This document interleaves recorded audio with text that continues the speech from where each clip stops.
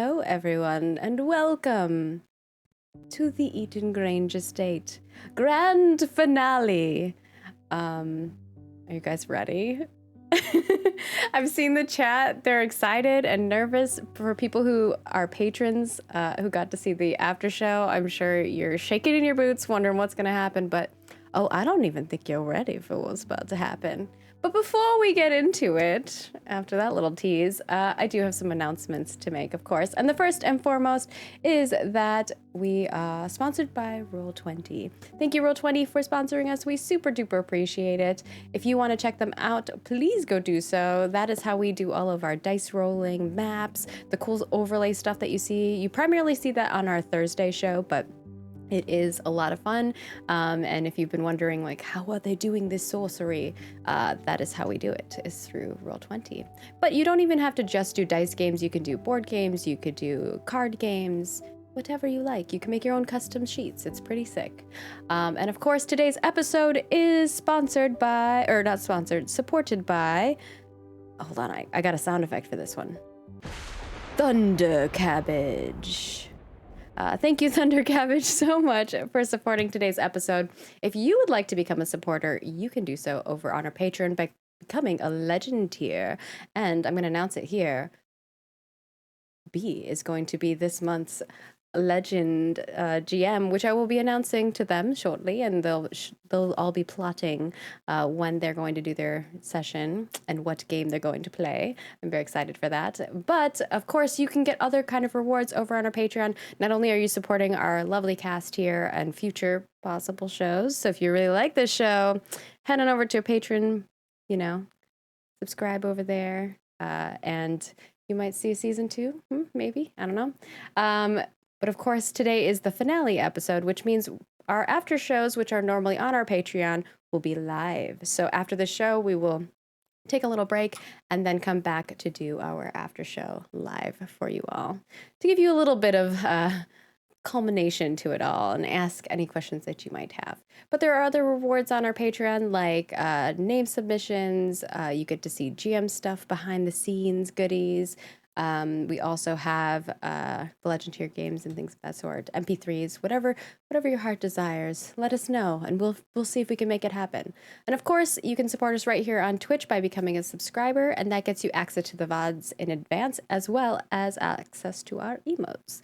And you can become a YouTube member, which gets you access to some of those emotes as well. And whether you are a YouTube member, Twitch subscriber, or a Patreon, you get access to our private Discord where you can chat with us. And there's been a lot of chatter, mostly freaking out about what was talked about in the after show, but it's fine. You guys you're gonna love it. And of course, we know that not everyone can support us on a monetary mean. Please don't if you can't. Always make sure that you take care of you and your family first and foremost. But there are a lot of free ways to support us. Watching us live here on Twitch, making clips. Oh my gosh, please keep making the clips. I think I'm gonna do like a montage after the season's over, because so good. And of course, you can watch us over on YouTube, subscribe, like, comment, and follow us on Twitter and Facebook. Like, share, retweet, and comment. And as I'm saying this, there is a tweet and a Facebook post. You can go over and interact with those right meow. Even if you're watching on YouTube, there's one there. Go. And with that, I'm going to hand it over to our facilitator, Haley, aka Story Brewers. Yes, welcome back for our final episode, where we are going to see some things. We're going to cut forward a little and see what happens in the future. But before we get there, we are, as always, playing Good Society, a Jane Austen RPG, which is about creating a collaborative Jane Austen-style story with your friends. And we are, in particular, playing Downstairs at the Abbey, which is an expansion for telling upstairs, downstairs stories like this one. Although the events that have transpired so far have meant there is a lot more upstairs and a lot less downstairs. So that is great for some of our characters that we'll be seeing today. But I do want to begin with a letter written from Lady Lydia after the events of our last session. Sorry, you guys have to hear me talk again. All right. My dearest friend, I am betrothed. Arthur finally asked me to be his wife, and I could not be happier. I can't imagine a day going by without the two of us together, hand in hand, gazing into each other's eyes. I never thought I would be allowed this kind of happiness, Catherine. At the homecoming ball, I had all but given up on love, and I thought I might end up marrying someone my mother or auntie chose, never truly feeling my heart this full. I'm utterly glad that that was all, but a nightmare in my mind. And today I speak to you engaged to the man I love. Yes, love. It feels so wonderful to speak the words out loud and to put them to parchment. I have never wanted to shout out into the fields and let all those around me know something as pure and true as the love I feel for Arthur. I've realized that what true love is being willing to sacrifice everything to protect them. Oh, Catherine, the proposal was utterly romantic, with hydrangea flower petals making a path to one of my favorite places in the garden when I was a child. As he got down on one knee, I lunged forward to wrap my arms around him to say yes. I could feel my father smiling down upon us. It was truly like one of those moments in our novels. The ring is beautiful and sentimental, as it was crafted using a stone from his family, who even in their last moments did not think of anything but their son's future and the love they held in their hearts for him. My mother is happier than a puppy scarfing down a meal. She has planned many events in our honor, and I don't think she plans to stop even after I leave Eaton Grange, for she's even found a way to infiltrate the staff at Crawford Park. I wonder if she just wants to ensure when I move there that everything is to my preference, or if she is busying herself because she is going to miss me. I am worried how she will fare once I am not here to entertain her, but I think Victor is more willing to take up the mantle these days. He's changed a lot since his return, and I truly believe he is ready for the responsibility of Count, if Mother offers it to him. I do worry about him, though. After Arthur proposed, we got ice cream for everyone in celebration, but Victor did not attend the gathering. I know he still hurts after losing Sylvia, but I am certain lords and ladies will be lining up to catch his eye once he's ready to open his heart once more. I can't imagine what he's going through. If I were to lose Arthur in that way, I would be devastated. I'm just trying to be there for him, even if all he needs is a crying shoulder to lean on. Oh, also, I must ask you one more favor in regards to Ivy Stewart. Would you give her an extended time frame to respond to your handmaid position? She has some potentially life-changing decisions to make now that she has caught the eye of Arthur's brother, Ash. You and I both know what it is like for us ladies. Can we not look out for one another? Anyways, I must go now. I shall write again soon. I hope you may attend one of my events, I hope you may attend one of the events my mother is plotting. I miss you ever so much, Lydia. And with that, the letter is sealed and sent. We see the sun rise and set over and over again, and the crops grow from the ground and are harvested. But one thing doesn't change. As we go 6 months forward in the future to the day before the wedding, we see a grand estate upon a hill, but it is not Eaton Park that we see on this day. No, it is a estate far older and far grander, Crawford Park. It is a large, handsome stone building backed by a ridge of open meadows and woody hills. And there are 2 wings to Crawford Park, and each one is individually the size of Eaton Grange.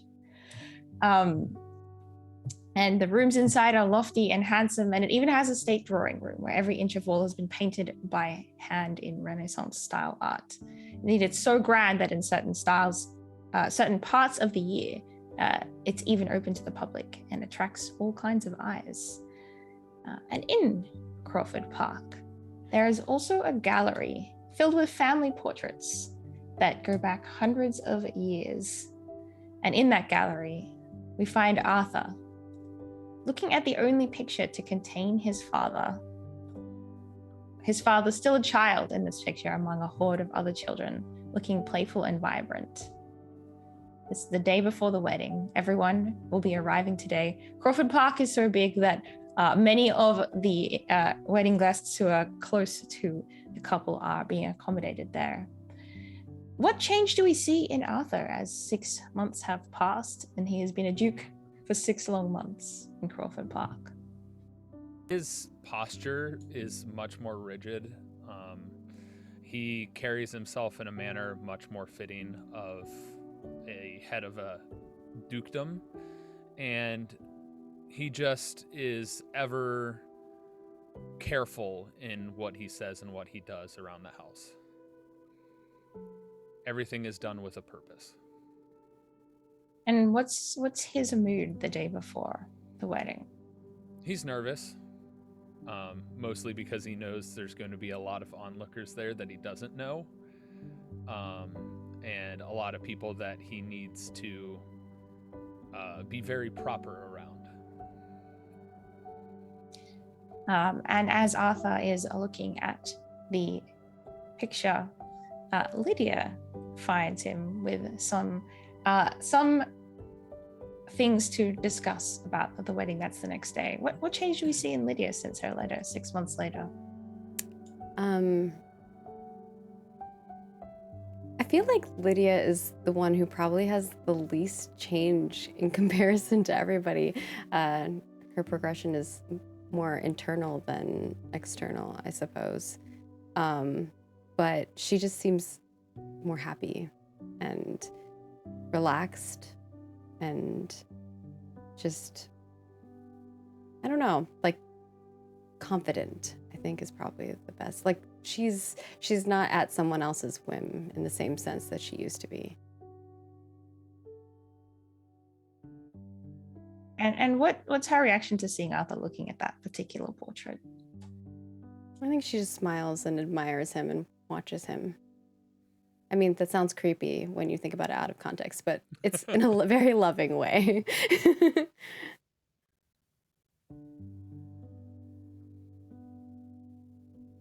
Do you plan to stare at that all evening? No, I was merely simply thinking that the age my father was in this portrait was not far off the age in which I first arrived at Eaton Grange. It is interesting, isn't it? She comes and kind of like walks over next to you and holds your hand and stares at the painting as well. It's weird that a painting is the only memory I seem to have of my father's face. Maybe we can make new memories. I know we will. Well, with him included. Maybe we should move the painting. I was thinking a redecoration would be in order, yes. Well, if that is what you wish, my grace. I think it'd be fitting that the family I see on these walls is not only represented as the one that I am by blood, but also the one that I am by upbringing. So what are you proposing? Well, to have you, Victor, your father, and your mother, of course. I think my mother would like that. As long as it was a small gathering, I'm sure. We all know her small gatherings, of course. How are you this evening, my love? Mother will not leave me alone. She has asked me a long range of things, and I fear if I have to give her another color or flower type, I might pass out.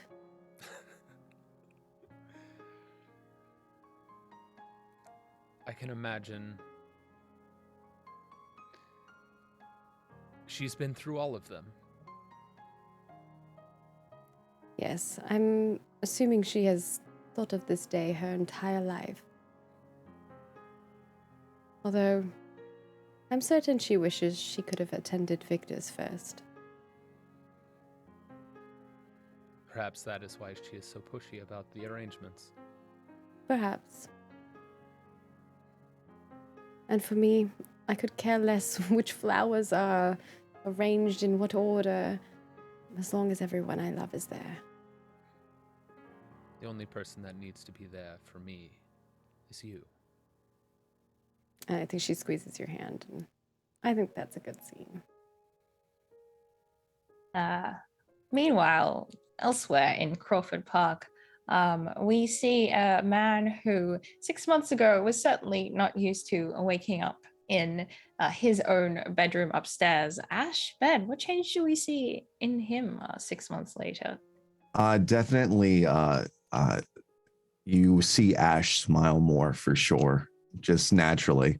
And the other thing is probably he always wears those fluffy boots that Victor gave him, no matter what.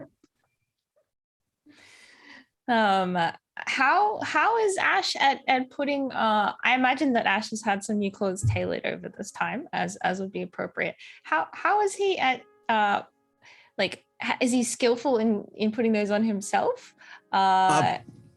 Probably not. I would love the idea that possibly Ivy helps out, some ways, things are a little bit ruffled or there's little creases and Ivy helps out with stuff like that. But definitely no more wigs. Definitely. I think on this in this evening, what do we find Ash doing of an evening before the wedding?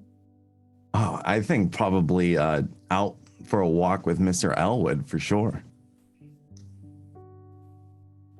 I like that. I think that we see Tom, who has become the butler at Crawford Park, has sort of he's still involved in his duties for the evening, but when he sees that Ash and Mr. Elwood in the garden, sort of walking by themselves, coming close to the estate, he sort of gives one of the many other footmen directions to carry on what he was doing. The staff here is about double the size of Eaton Grange, and comes out to talk to Ash. I think he'll just appear next to him. Tom, it's great to see you. How are you doing, Tom? How's Mr. Elwood? Oh, Mr. Elwood. Well, he knows a few more tricks, but I don't know. I have to say, the past few weeks, months have been, it could be a dream. I think Tom looks at Mr. Elwood and says, "Oh, it looks like he's getting a little tubby. You've been feeding him too much from the kitchen." We certainly can feed him a little bit more exotic things now, but I think he actually enjoys the upstairs quite a bit. I'd imagine he does. And it's still strange to me to think that every staff member here is versed in the preferences of Mr. Elwood. I remember when Mr. Elwood was something that was a secret to keep, but I'm so excited for him just to be able to be free, Mr. Elwood. Say, I wanted to talk to you about something. For sure. This wedding tomorrow between the Duke and Lady Lydia, does it make you think about anything, Make me think about anything? Are you trying to insinuate anything, Tom? You caught me. I was just thinking that Miss Stewart has been here quite some time now, and I wouldn't say I've been I wouldn't say I've been keeping an eye on you both, but I'm a butler, so of course I see this and that. I see everything. The butler sees everything, and it's just a feeling that I've been having looking at you. I've just wondered, with the wedding coming up. I don't know. It definitely has made me think about things, but I don't know. I like the kind of course that Ivy and I have been taking. It's not too quick, not too sudden, but if everything feels like it's going just right, you know what I mean, Tom. Ash, and you're the sort that likes to take your time.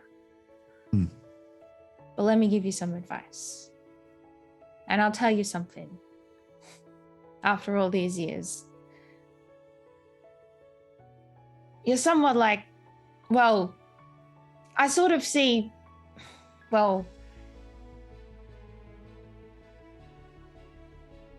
you're like a son to me, Ash, in some ways, and just in some ways, in some respects. And you know, so I need to give you a bit of fatherly advice, I think. I think you would probably see like Ash, like with like a little tear in his eye, like, and he'd probably interrupt him when and give him a hug too. And Tom's like, whoa. I'm still working. I'm going to stick to what's appropriate. You can't forget Tom, this is the no one's household going of to a Jew. complain if they see us hug, Tom. Oh, I suppose so. And then he will sort of like give Ash like a clap on the back of his own and say, oh, it's been so many years, hasn't it? 2 or 3. Back to what I was saying. Don't try and weasel out of this conversation, young man. You caught me. To what you were saying, I definitely have thought about weddings, if that's what you are wanting to know. That's what I'm wanting to know. But you got something good. Don't let it linger too long. You're right. I fully agree with you, Tom. Will I be seeing you at the wedding? Not in the church, but you'll be seeing me at the wedding breakfast. I'm practically organizing the whole thing. Oh! Well, so much as the Countess will let me. I'm super excited to see how things have progressed for you, Tom. Well, I'll tell you this. A bigger household means bigger parties. So I've had a little bit of practice in the last 6 months. All right. I'll leave you and Mr. Elwood, as I can see out of the corner of my eye that Finn is putting the chairs in the wrong place. So, remember Break what some I said. skulls, Tom. And he sort of, he expressly power walks in a manner befitting of a butler over to where the sun footman is doing things incorrectly. Okay. Then let's cut over to someone else who has arrived probably a few days before, perhaps more than that. Victor. What do we change? Do we see any change in Victor after 6 months have passed? Yeah, Victor is dressing very respectably, like he very prim and proper, letting himself be dressed, sticking to the kind of clothes that's appropriate for someone of his position, and just he's going out a lot less, not drinking so much more, and it's just kind of, he's warm but keeps to himself these days. I think on this evening, your mother would come to look for you. Where is Victor on this evening? I think he spends a lot of time. This is, if that's okay with with Chauncey, kind of helping Chauncey write his plays. I think that's kind of become his go-to favorite activity. And it keeps him out of the spotlight, keeps him out of people, out of society. So he's a lot less of a bachelor these days, a lot more of a teacher is the change. Very subdued now, Yeah. a little bit more mature. Yeah. So I think getting here early, I don't know who he'd go to see first. I think he would probably go see his mother first. Okay, I like that. She would definitely want to see you. So I imagine that Victor and Chauncey are arriving together. So let's see Victor first, and then we will see what Chauncey is up to. So Victor comes in, is showed in, and it doesn't take very long for Lavinia to track him down, as somehow, no matter what estate she walks into, whether it be her own or somebody else's, she has a sixth sense for knowing exactly what is happening in the household and who is doing what at all times. So Victor comes into like a drawing room, and almost immediately she is there. Victor, you've arrived. You've come quite late in the evening. Pardon? You get held up.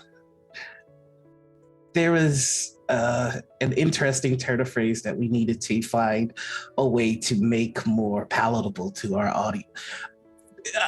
Yes, I got held up, Mother. Well, I won't ask too many details. And I think she will come and give him a hug if he will allow her. He warmly accepts it. How is everything here? I hope you aren't running yourself ragged, getting everything sorted. Well, it is a lot of work. I admit that I've barely slept, and I have been up at all hours, and things just keep changing at the last minute, which is thoroughly inappropriate, but luckily I have everything under control. So I believe that tomorrow will be going off without a hitch. All due respect, Mother, you do well to pace yourself. Everything will be fine. Everyone knows not to step out of line, especially on something that you've invested so much of your time and energy to. I assure you, the wedding will be beautiful. It will be beautiful, although I'll have me to answer to. And then she kind of smiles as she's joking a little bit about this. And she says, there is something I wanted to talk to you about, my darling. I didn't expect you to arrive so late in the evening, but I think it is important we have this conversation. Again, my apologies. I should have said word that there would be a delay. Sit down.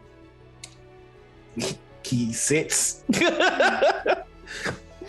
And in this moment, I think Victor would recall a letter that his mother sent him 6 months ago, shortly after Arthur's proposal to Lydia. And it went like this.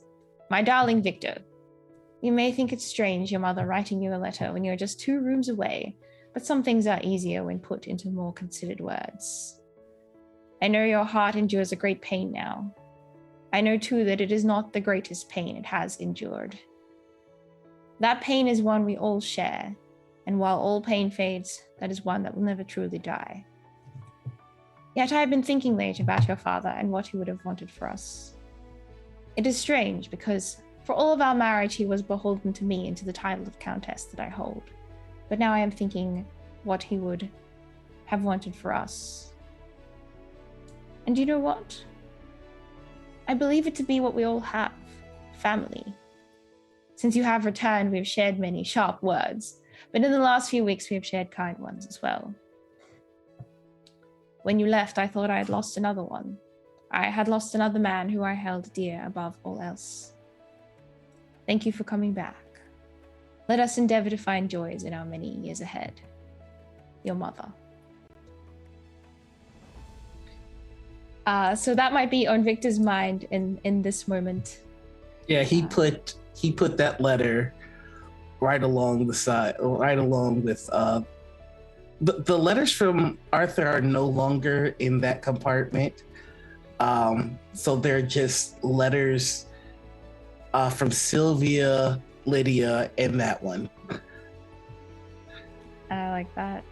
And I feel like on this evening, your mother says to you, now, I did say that we would wait until the wedding before the matter of the inheritance would be finalized. But the wedding is tomorrow, and I think it is best these things are talked about ahead of time. My darling, I know that I did say that you and Lydia could resolve this matter together. But the 6 months before the wedding are nearly elapsed, and I have yet to be told of what the conclusion of it is. And I can only guess that this might be a reluctance on your part to speak in your own favor. Lydia has much to do as a Duchess of Crawford Park. She will be, in a practical sense, unable to attend to the affairs of Eaton Grange to the degree that should be required. And besides which, we all know what might happen to you if you are too idle for too long. This is Now true. tell me honestly, what do you think? What are you planning? Mother, I love you and I love this family. And I would never deign to take something away from Lydia, but as you speak, even her capable hands might find the responsibility of holding two households a bit much. So I tell you this, I have every intention of stepping up and leading our family and this household, but I can't do it just yet. There are matters that must be attended to. There are things that I have to resolve first. Well, you know that I am going to pry and I'm going to ask you many questions about what are these matters and things to resolve, and I know very well that you're not going to give me any concrete answers. I can tell you this. The matters at hand that must be resolved are from decisions a man that no longer exists made. A better one stands before you now, and well, we are certainly familiar with those decisions, and I shall be glad to hear that they can be resolved and vanquished from your life. I'll make you proud, I promise. I know you will. And you will talk to Lydia about it after the wedding. Of course.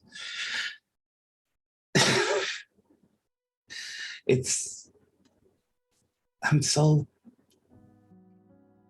happy for her. She's going to be magnificent. She's going to glow. I look forward to having words with her. Well, she is already magnificent, and now the world shall see it. I hope she takes the news well, that I will be finally somewhat responsible. We have had many half conversations about it over the last few months, and I feel that this is what she wants too. But even if she doesn't take it well, my darling, it is for the best of the estate. Well, that is spoken as someone who would not be the direct target of her wrath. Well, you said you were stepping up. And I feel we can leave them there in that moment.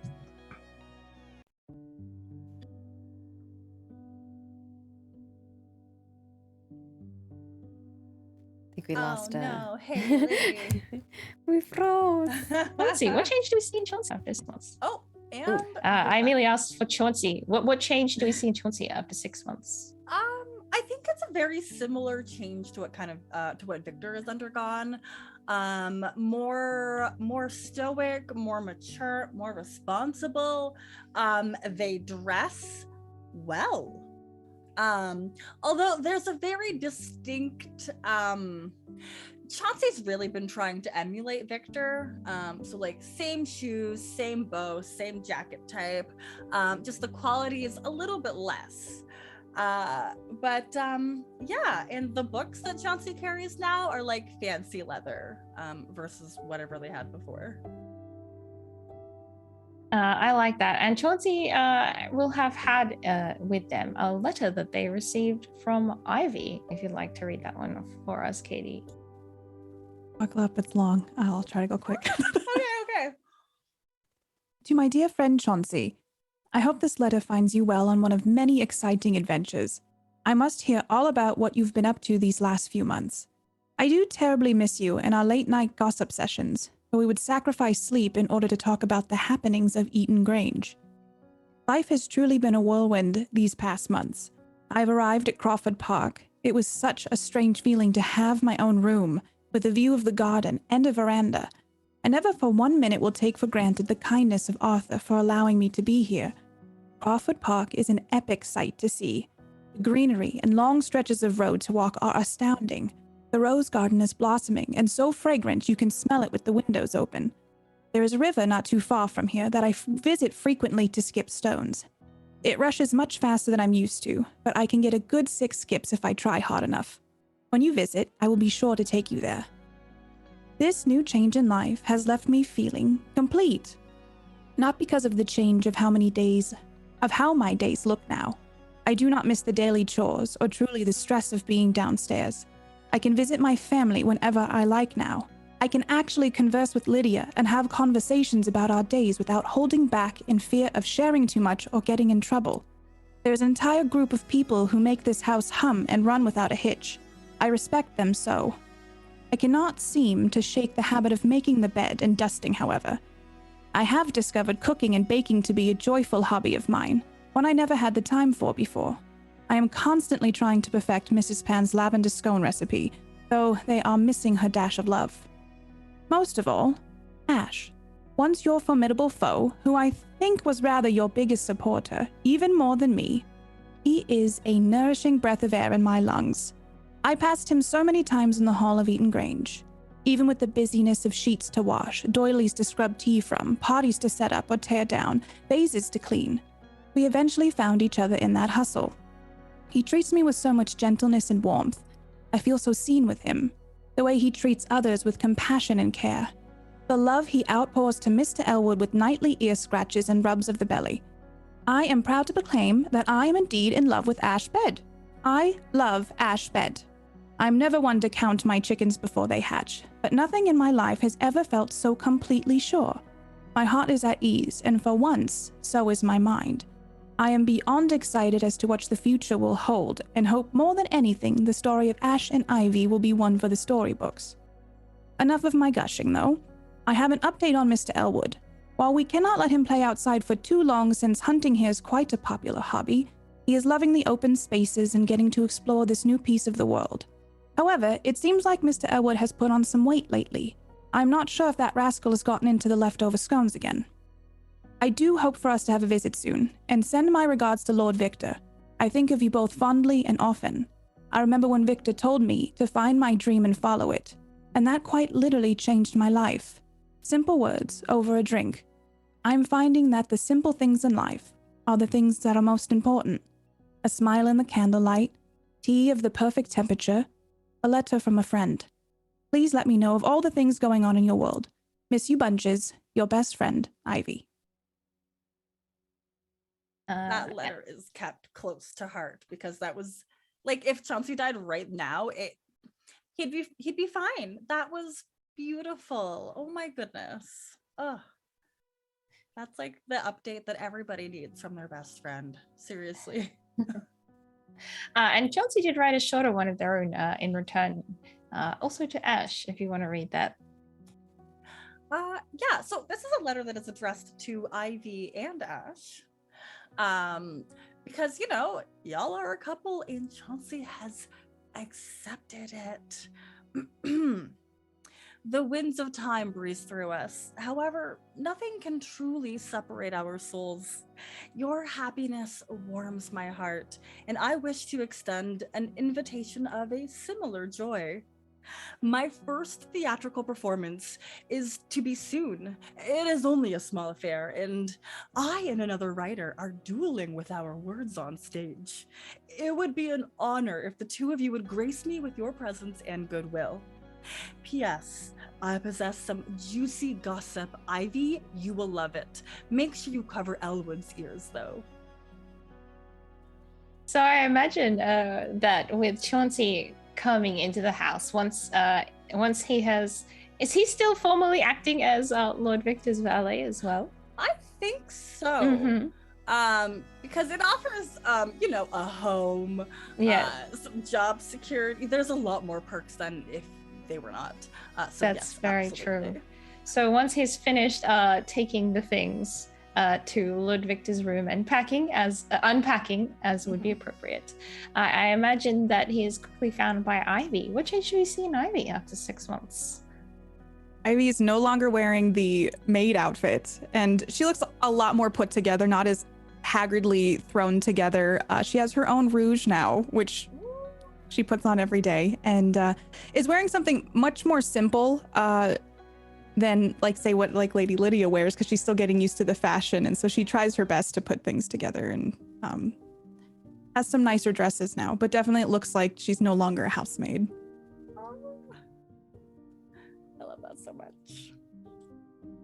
So I think Chauncey, though, I would run over and just hug Chauncey. Ivy, yes. And it's like a squeeze and spin, where you kind of lose your footing, but you're okay. We're okay. I have so much to show you. I have so much to tell you. You look incredible. Very polished. Do I look okay? Very posh. I get it. I feel this is still not normal for me. You haven't got used to it, no? It really suits you, like it's kind of meant to be. I feel fancy. Because you want head to toe fancy. Yes, but yes, you look wonderful as well. You changed how you dress. I have been ironing my own clothes. All of them. You have been ironing your own clothes. You've never done that. There's a huge difference in how people perceive me. It's wild. Were the rumbly clothes really that bad? I tried to tell you in the nicest way possible that people see the creases and make judgments about them. But it's you look very, very nice. It's everything. It's pressed.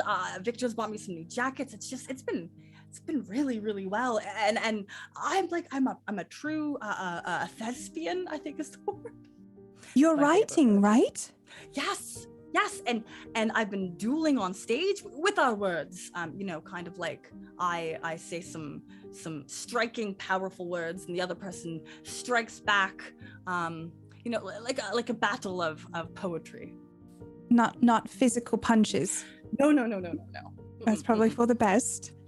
Yeah, these hands are very soft. I Mm. moisturize them a lot. Yeah. The wedding, I'm very excited. It's actually happening. It's almost impossible to believe. 6 months ago. Do you remember just how much stress, I remember when I thought Arthur was going after you. Can I just call him Arthur? Is it Mr. Is it your Grace? Is it King, Lord, Duke? What's the title? I'm still bad with that. What would Arthur like to be called now? Because I'm sure it's changed. I mean, you simply can call him Arthur. What would Chauncey call you? Most people call him Your Grace or Duke. Okay. He does, because of the position, go by Your Grace or Duke. I know. Do you think he could, pronounce me a knight? I think he might be able to.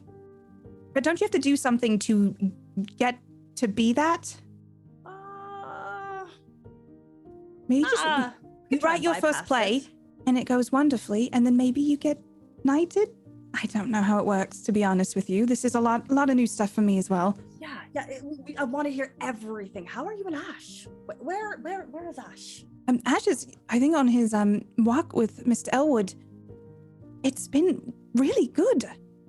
I just hope that he also feels like it's going really good. It seems like it's going really good. He was a hard person to read. Impossible almost. That's why I thought he hated me. Nothing but hatred on that face. I don't I don't necessarily agree with that.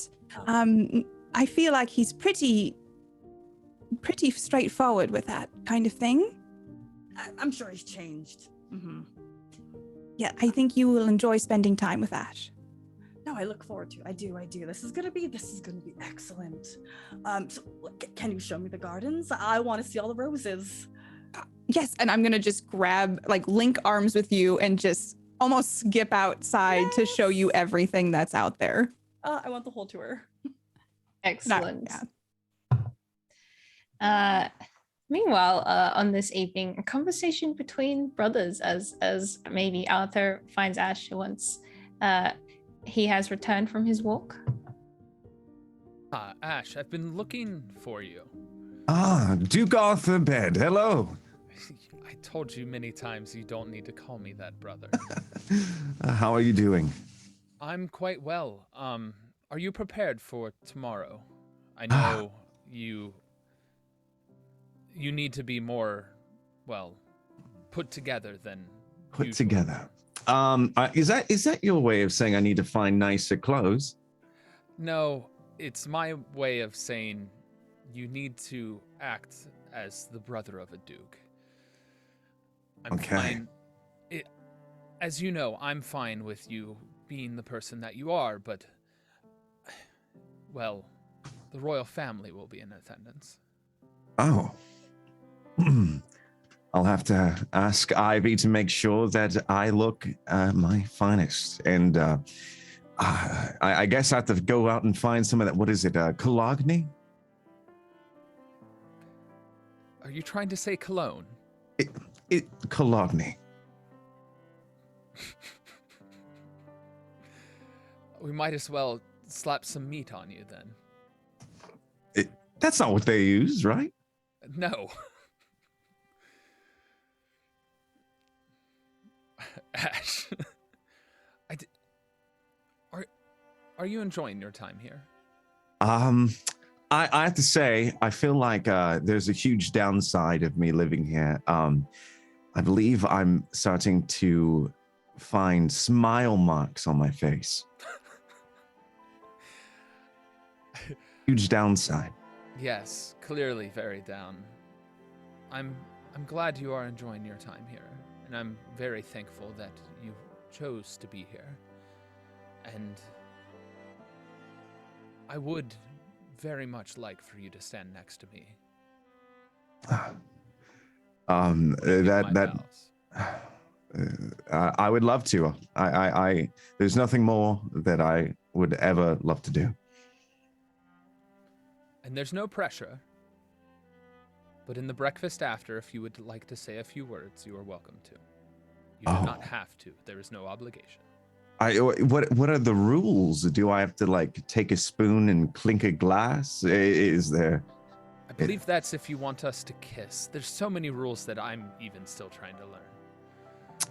I will do both. That way everyone's confused just like me. And just to be clear, because it's for me and Lydia to kiss, not for me and you to kiss. Are you sure about that? I don't think it'd be weird. I'm pretty sure. I mean, it is a wedding, so it does make sense for you guys to kiss. Yes. But if you were to want to say something, you are welcome to, but you do not have to. I would love to. Perfect. And I do wish you the best of luck tomorrow. I have many things I have to attend to tonight. I hope you are able to get rest, as I'm not sure if me or Lydia will, depending on how her mother is. I totally understand. If you do see Lydia, could you ask her just to stop my way if she has a spare second? I know weddings are crazy and you both are probably a little stressed, but 2-second conversation, I swear. Most certainly. And also, don't forget that thing I gave you. Yes. I was very surprised to see that. Good. I think tomorrow is going to be an amazing day, and I don't want to say anything, but I might disappear for at least maybe 2 minutes tomorrow. That is perfectly all right by me. And yeah, that's all I'll say. Oh. But I'm pretty excited. One other thing, and this is as he's walking away. Make sure Tom knows that, seeing as Chauncey is Ivy's friend, he gets a bedroom upstairs as well. Oh, I will ask Tom to get that suited right away. I think as this conversation is finishing up, one of the footmen, Finn, who put the chairs in the wrong place, comes over. And during this conversation, Mr. Elwood has sort of just been like sleeping at like at Ash's feet. And Finn comes over and he says, Your Grace, sir, sorry for disturbing you, but I've seen something that I thought you might like to know, sir, looking at Ash. If it's okay if I say it now? For sure. Well, your fox, the one what we call Mr. Elwood, you see, I grew up on a farm, and your fox, it's in the family way. It's in the family way? It's in the family way, sir. Like, what? Well, it will be shortly having a family, sir. Looks at Arthur like he doesn't want to say anything impolite in front of Arthur or more explicit. I mean, Arthur is walking out of the room, so. Okay. And so I think once Arthur goes out of the room, he says very quietly, "Hey, you've been having the babies." Oh, is there like a doctor but for foxes anywhere? Well, we have the gentleman who looks after the horses, so I do believe he knows of all kinds of cattle and animals. Can we request for their appearance? I'll do so for you, sir. I really do appreciate that. This is unexpected. But I will say, sir, from my growing up in the farm, your fox looks like she is doing right well. Oh, this is a lot. Yeah, I will check on Elwood. Thank you. And he sort of nods his head and goes off to fetch the vet. All right. Let's see. Before we go to the next day, was there anything else we wanted to see before, like the morning before the wedding? I feel like we may. Yeah, I think we're ready for the party. I think we'll cut forward to early the next morning before the wedding itself. Everyone is getting up very early, because the wedding itself is at 9 a.m. as tradition dictates in the morning, because those who have nothing to hide in their wedding get married early in the morning before the rising sun, or the sun is at its has risen, and so and also everyone has to go. The venue for the wedding is a cathedral that is sort of appropriate for the audience who will be attending it, but it's not that close by to Crawford Park, so everyone has to go there once they are ready as well. So there is a lot to be done in the morning, and everyone is up very early. And if they weren't going to be up very early because there was a lot to be done, they'd be up early because Lavinia, the Countess, has woken them all because they need to be up early because there's a lot to be done. But I think having not stayed there overnight, but on her way there very early in the morning, sort of in a carriage towards Crawford Park from London, is Grace. And in that carriage with her is Percival. So we might see a moment before that with them as they are sort of heading towards Crawford Park. I think that the person, so they're in a, I think they've rented a carriage so that they can go straight to Crawford Park rather than having to go to the carriage stop and walk, because, you know, I think Grace is already prepared like for the wedding, and you don't want to walk from the carriage stop through the mud to the estate under these conditions. And the carriage that they've rented, the carriage drivers from London. So I think like Grace is sort of shouting directions to him out through the window and being like, take a left here, take a left here.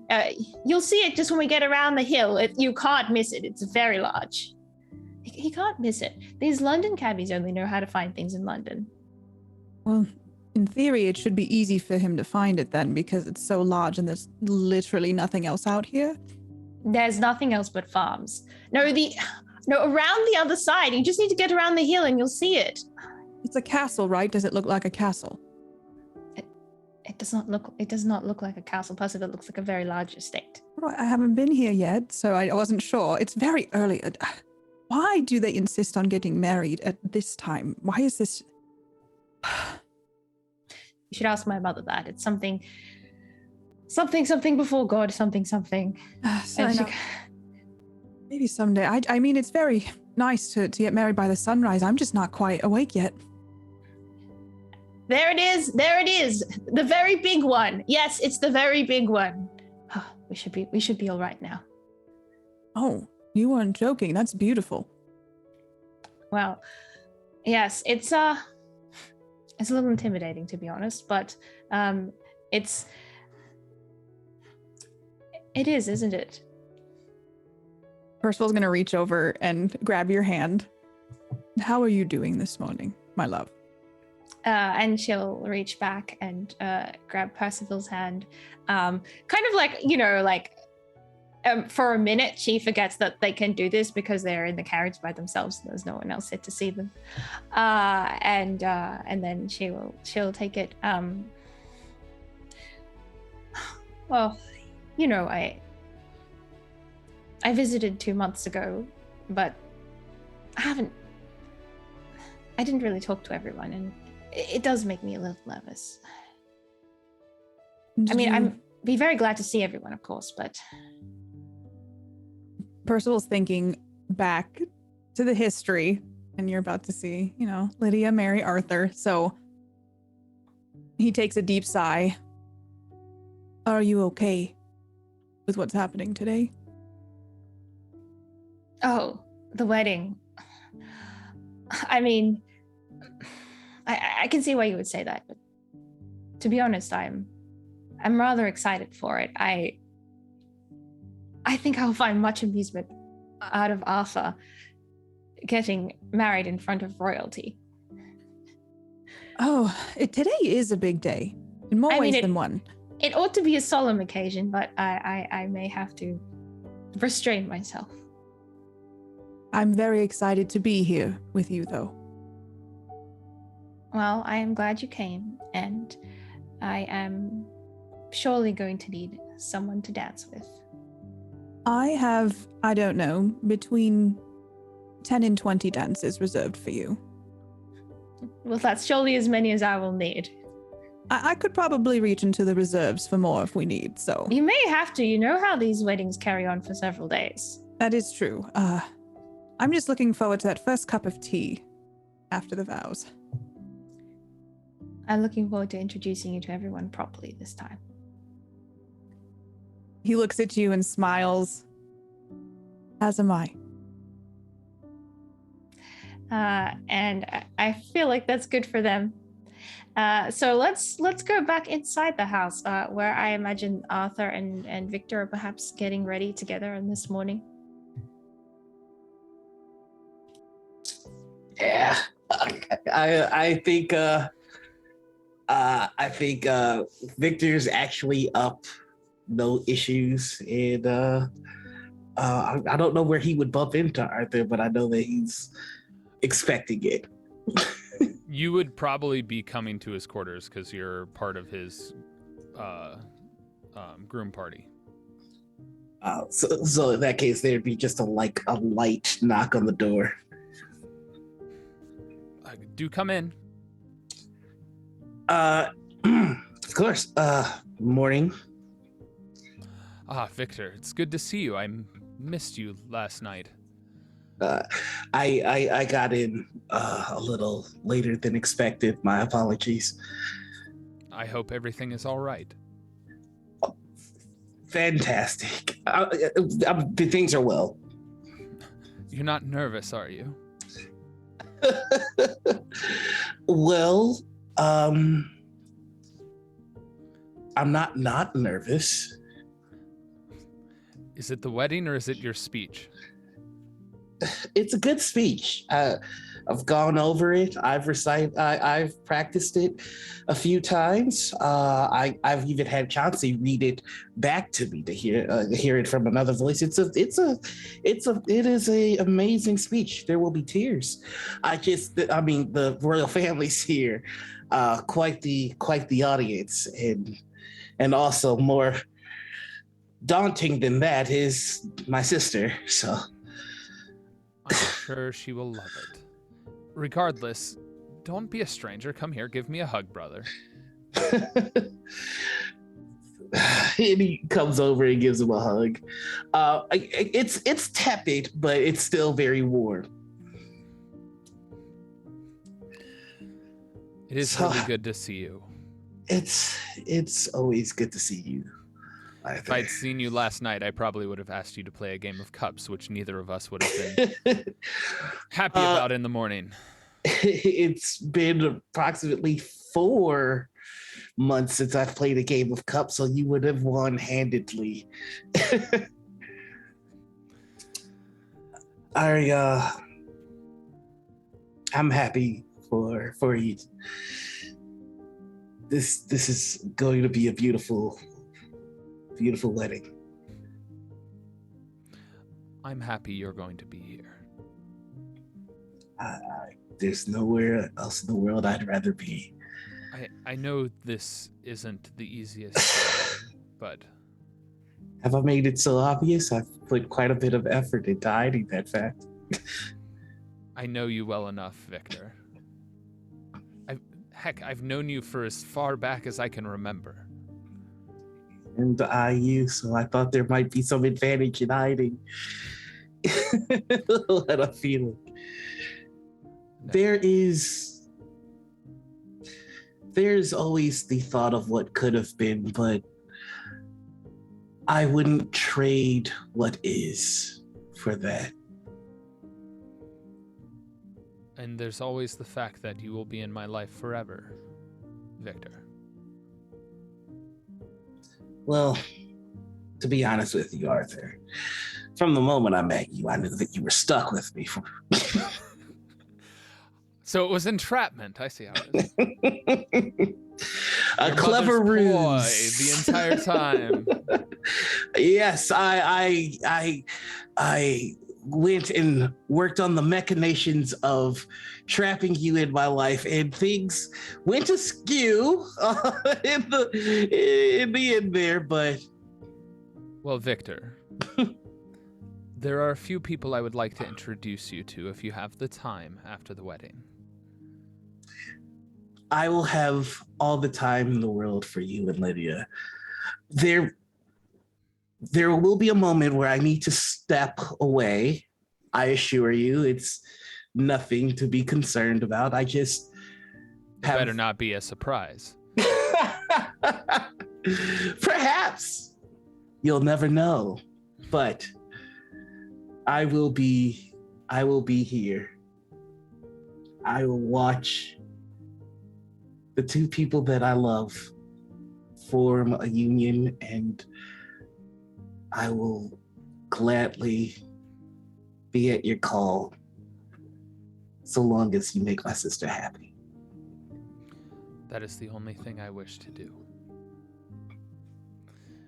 One last thing, Victor, if I can make a request. Anything, Your Grace. Make sure Ash is presentable.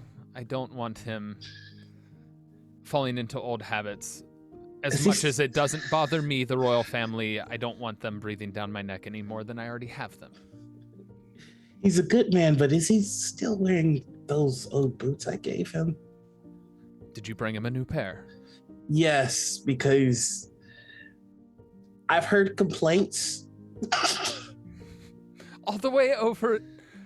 I'm not even going to ask. My mother is very particular.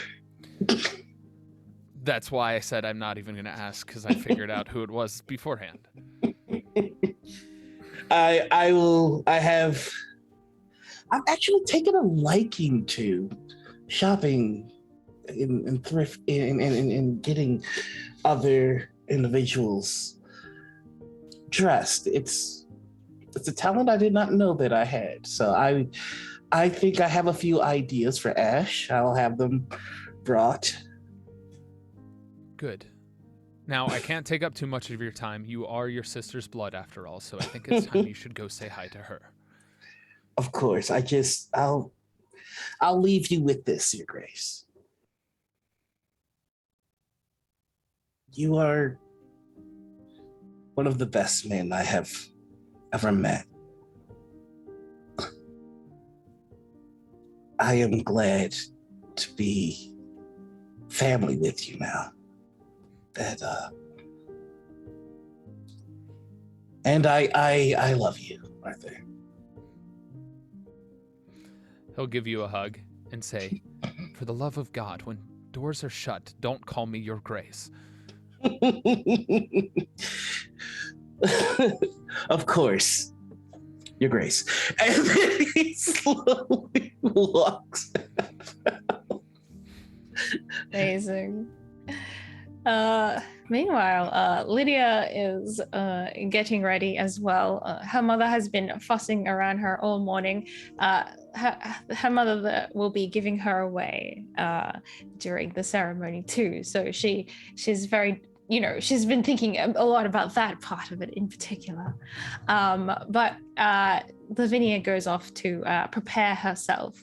And I imagine that Ivy and Lydia have a moment to talk. A little knock at the door, maybe. Who could it be now? Come in. Hello, is this a bad time? Oh, no, please.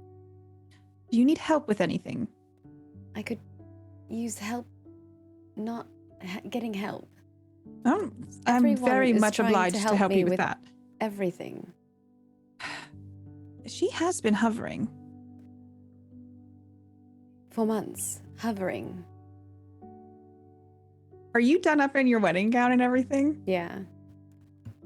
You look stunning. You think? Oh, Arthur is a lucky man. I am a lucky lady. I'm so excited for you, Lydia. I hope you know. I'm glad we've had time to get to know each other the last 6 months. I've never seen you this happy before. I don't think I have been this happy before. You remember the letter I wrote to you a long time ago? Yes, I felt as if I might get fired for replying to it. Perhaps I felt I would get... Well, who knows what my mother would have done. But I am glad we can speak more frankly. Me as well, Do you know how many times I would bite my tongue while I was helping you every day? And mine. But I suppose we found our moments. Yes. I do apologize for the times I would speak out of turn. I think the days my guards were down a little bit more than they should have been. I've always wanted a sister. Oh. I would be honored. Well, we'll see. I don't know. Maybe things with Ash will turn away someday, and maybe we will be sisters. But I don't want to get ahead of myself. Are you hoping that? I hope so, but I don't know. I don't know what he's thinking. Perhaps he's just as confusing as his brother then. Do you think it runs in the family? I hope for your sake it doesn't, but after what you just said, perhaps it does. I think I know that he feels the same way, but I just never want to get my hopes up in case. Maybe he's just trying to find the perfect moment. I feel like that was what Arthur was trying to do. I told him she should have asked me when we were eating ice cream that one night, but instead he waited ages. Perhaps the bedmen just need a little time to figure it out. Perhaps. Well, I will put all my prayers into fruition for you.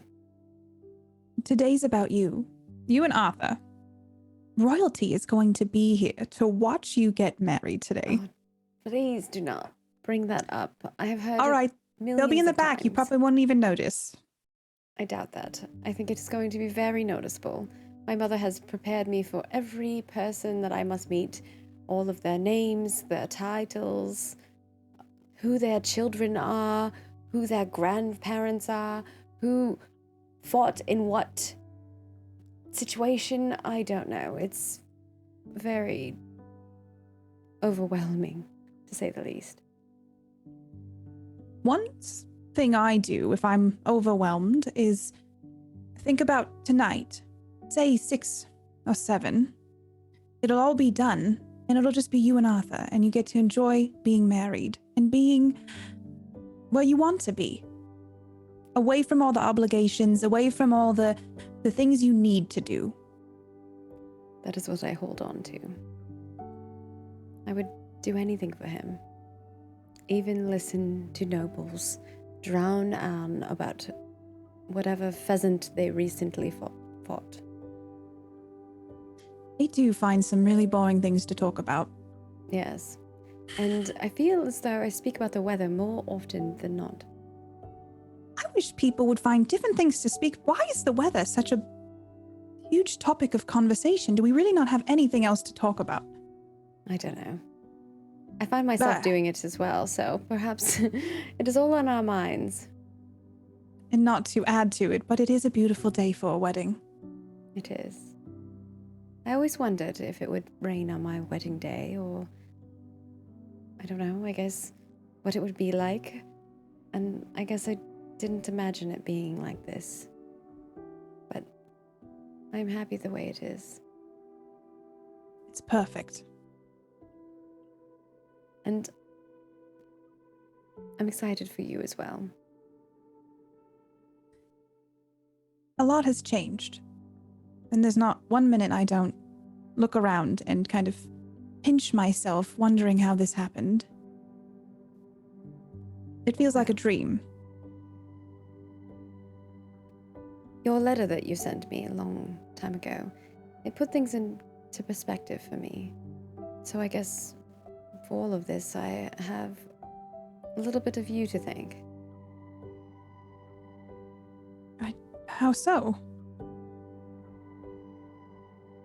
Well, I wondered what duty was versus love, and what really brings people happiness.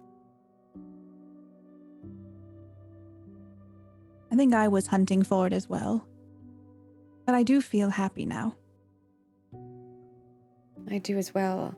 I'm fearful that there might be lightning striking at any moment. Too many good things are happening, and I'm not sure if that... I read in a book once, which I know my nose is in too many books, but without those lightning strikes, we wouldn't know what the sunshine was like. I like that. I have tried to read some different books lately. The romance novels were getting to my head for a bit there. I put those on the shelf. I feel as if I'm, as corny as it might sound, living a little bit of a romance novel, so the adventure epics have been very, very good lately. I like a good mystery. I think we kind of, Ooh. maybe we leave off with them like talking about books. Yes, Lydia's like a distraction from this madness. I like that. Meanwhile, I feel like Chauncey, who has helped Victor get dressed on this morning, has realized that there is like a little clip that is missing from his outfit, and so is going to find him with some urgency. There's a lot of running around the house asking a couple of the other employees, like, have you seen Victor, no, like Lord Victor, the tall, serious, but not real. Yeah, no, okay. So it takes like a little bit, and like then he's like sweaty, uncomfortable, and like tired. Maybe when you emerge from Duke Arthur's chambers. Also, thank you for having Duke in your name. That really helps my brain. Fantastic. Victor, you forgot. Are you well? You look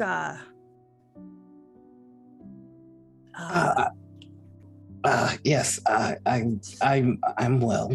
I have your wrist cuff. Thank you. That's a real thing. Yeah, that's a real thing. Yes. Do you want to talk about it? Is it cause did I ever tell you I read his journal? It wasn't very juicy, but yeah. I will confide in you, Chauncey.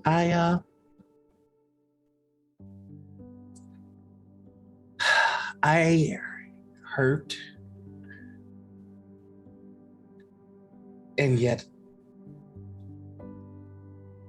I am overjoyed. It's truly a confusing feeling, maddening almost. Yeah, that's a lot to take in. Do you on the way here we passed the bar that had a really, really big sign, and it was just a martini glass. You want to run over there, grab a drink, and then we'll be back in no time. Every ounce of me wants to say yes, but Chauncey, I shouldn't. This is a big day. It'll be 10 minutes. It's the biggest day. It's Lydia's. And I can't tell if you're happy or ready to cry. The answer to that question, Chauncey, is yes. Yeah. Is there anything that I could get you? We don't have to, anything off of the estate? This place is massive and I've been lost twice now. Yes, it's truly something. It's nice. Just, it's humbling. Yeah. If I had to work here, I'd never clean a thing. It's too big. I'd get lost. How are you, Chauncey? Are you well? Are you? Yeah. The usual, plotting the demise of my rivals.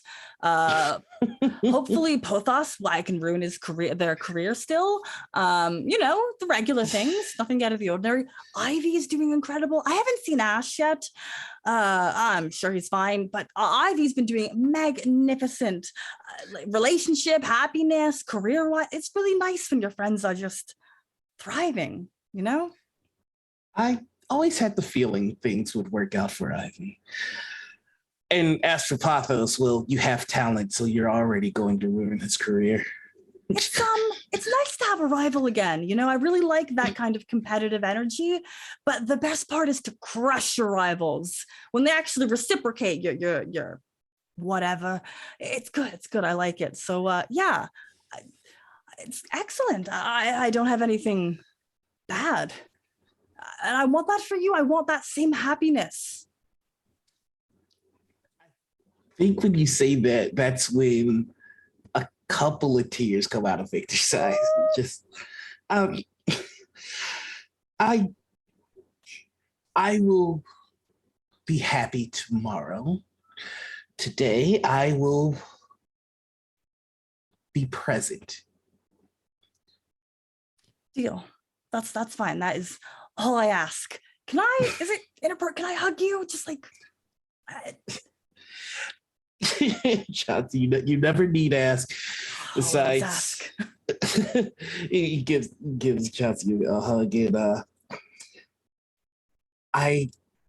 I'm to be head of the estate. Yes. That was announced like officially, or was it still kind of quiet? It's. Can I shout it? No, not just yet. Mother has made it very clear that this is what she wants, and this is what Lydia wants, and wow. I'm going to say yes. I can't yet.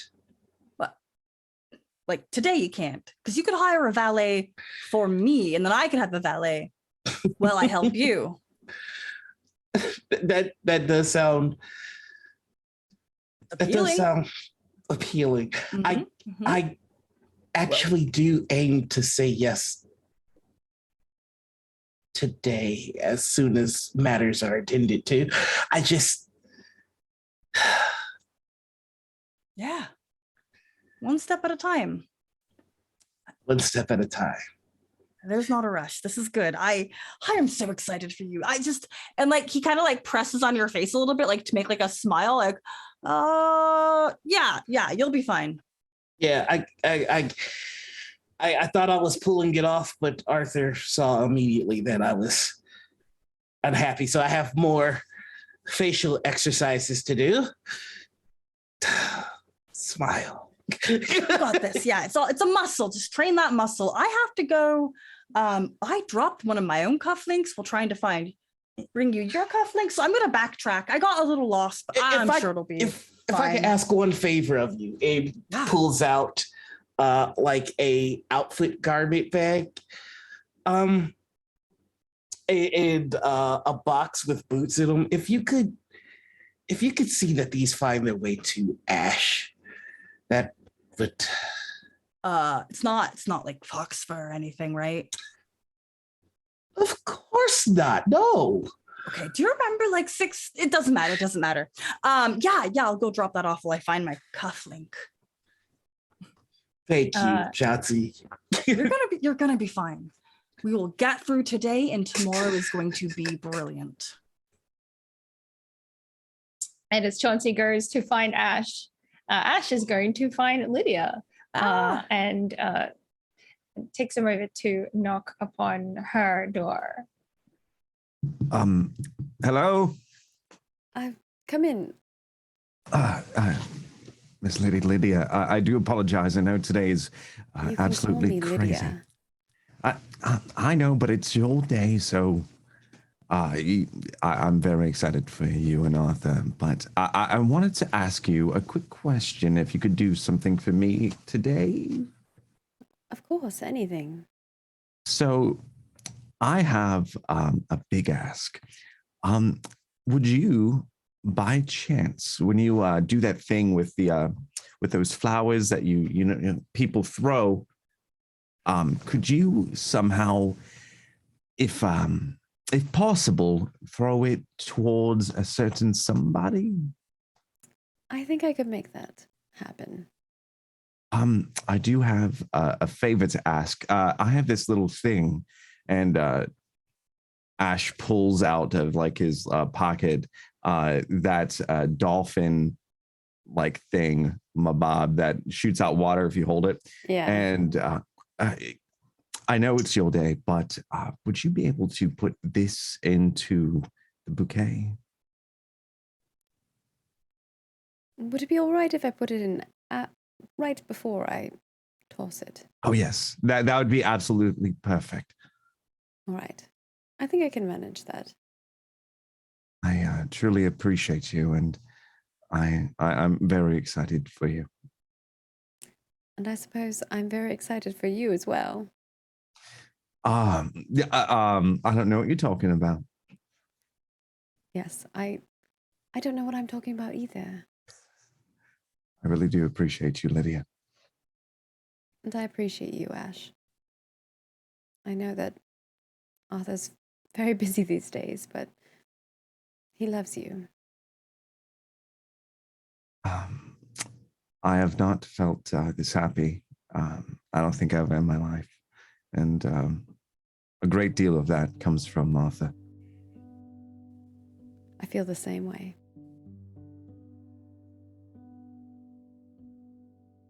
I that just makes me happy for Ash, I gotta say. Yeah. I think that's a good really scene. Meanwhile, perhaps in contrast, after the conversation with Chauncey, and Chauncey's gone off to find Ash, Victor sort of like wants to take a moment for himself, and so looks for an empty drawing room, which should be extremely easy, but ends up stumbling upon one of the very few that actually has people in it.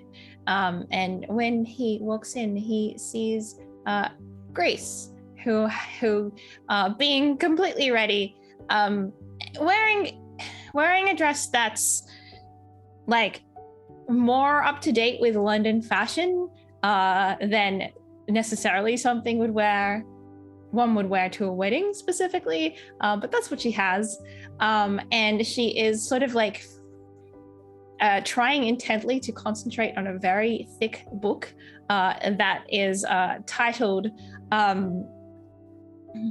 England's Law, like a compendium of most important judgments. But her attention is clearly slipping, and she keeps like looking around the room at like the detailing and the decorations in this grand estate. So that's what Victor sees as he comes in. I think she doesn't notice him at first because she's trying really hard on this judgment about what to do if you find someone else's pigs in your estate. Gardens. Hello? I think she like starts upward. Oh, Lord Victor. I was just studying. I admit I've read this page about 5 times and I still don't really care about what you do if you find someone else's cattle upon your grounds. You know, just Victor will do. Thank you, Victor. I think this time I can accept that offer. So, quite the day today. Would you like to sit down? Yes, if I could. I think she kind of like, I think she has like a pile of other lore books and paraphernalia that she like has unpacked, and she sort of like puts it all in a neat pile and places it on the corner table and makes some room for Victor. So how are you?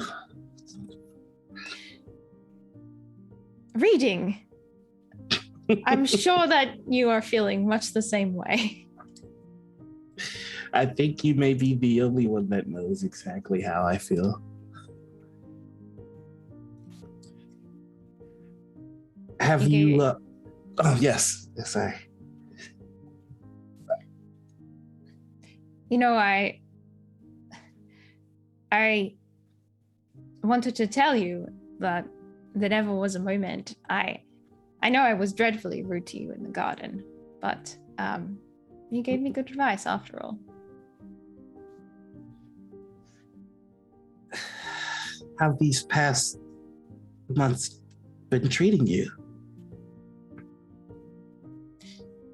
Sometimes a clean break and a fresh start. It's pretty good, isn't it?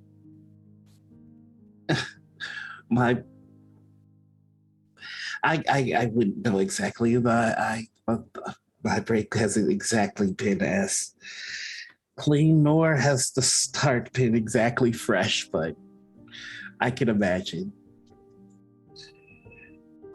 I had a rather silly question to ask you, if I may. It is the day for asking questions.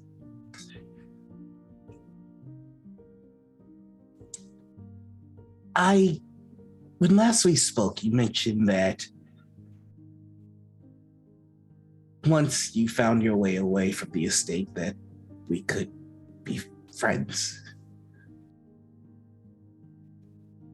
I was hoping that offer was true and remains. Well, you've convinced me to call you Victor, so I would say that's a yes. Very good. So there are customs for pigs in your field, you say?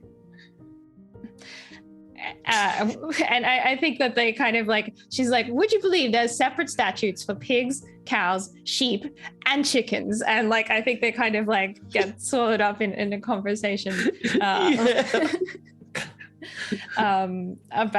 about the minuscule estate laws that, you know, might come up one day for someone who runs an estate. You never know. Yeah, you know, the laws are very thorough, it appears. They are indeed. So I think that the rest of the preparation for the wedding sort of passes. Everything is ready. It is as Lavinia would wish, hopefully also as Arthur and Lydia would wish. And it is time to depart in the carriage ride over to Crawford Park. And I think that Lydia, it will be heading there with her family. So I think Victor comes to find her.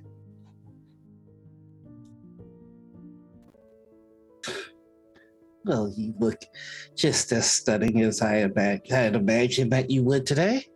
What does a is little she wearing? twirl. Like, what is your dress? This is a moment. I need the moment to be defined. And does it have pockets? If I'm allowed to have pockets, yes. I see feel why like not. dresses did not have pockets, but no, it has it's like a beautiful white dress with like gold inlay and embroidery and big puffy sleeves, and she has like her hair up and done nicely with like a gold crown and little pearly gems in it, and a veil that's embroidered and has like what looks like little flowers at the ends of it. It's very beautiful. You're absolutely stunning. Don't make me blush. But there is a lucky man, and I am. And I'm very lucky as well. Mother has taken great pains to see that this goes flawlessly for you. I'd imagine that sort of tenacity has come at some cost of your patience. More of my exhaustion. But it is over now, and all that matters is,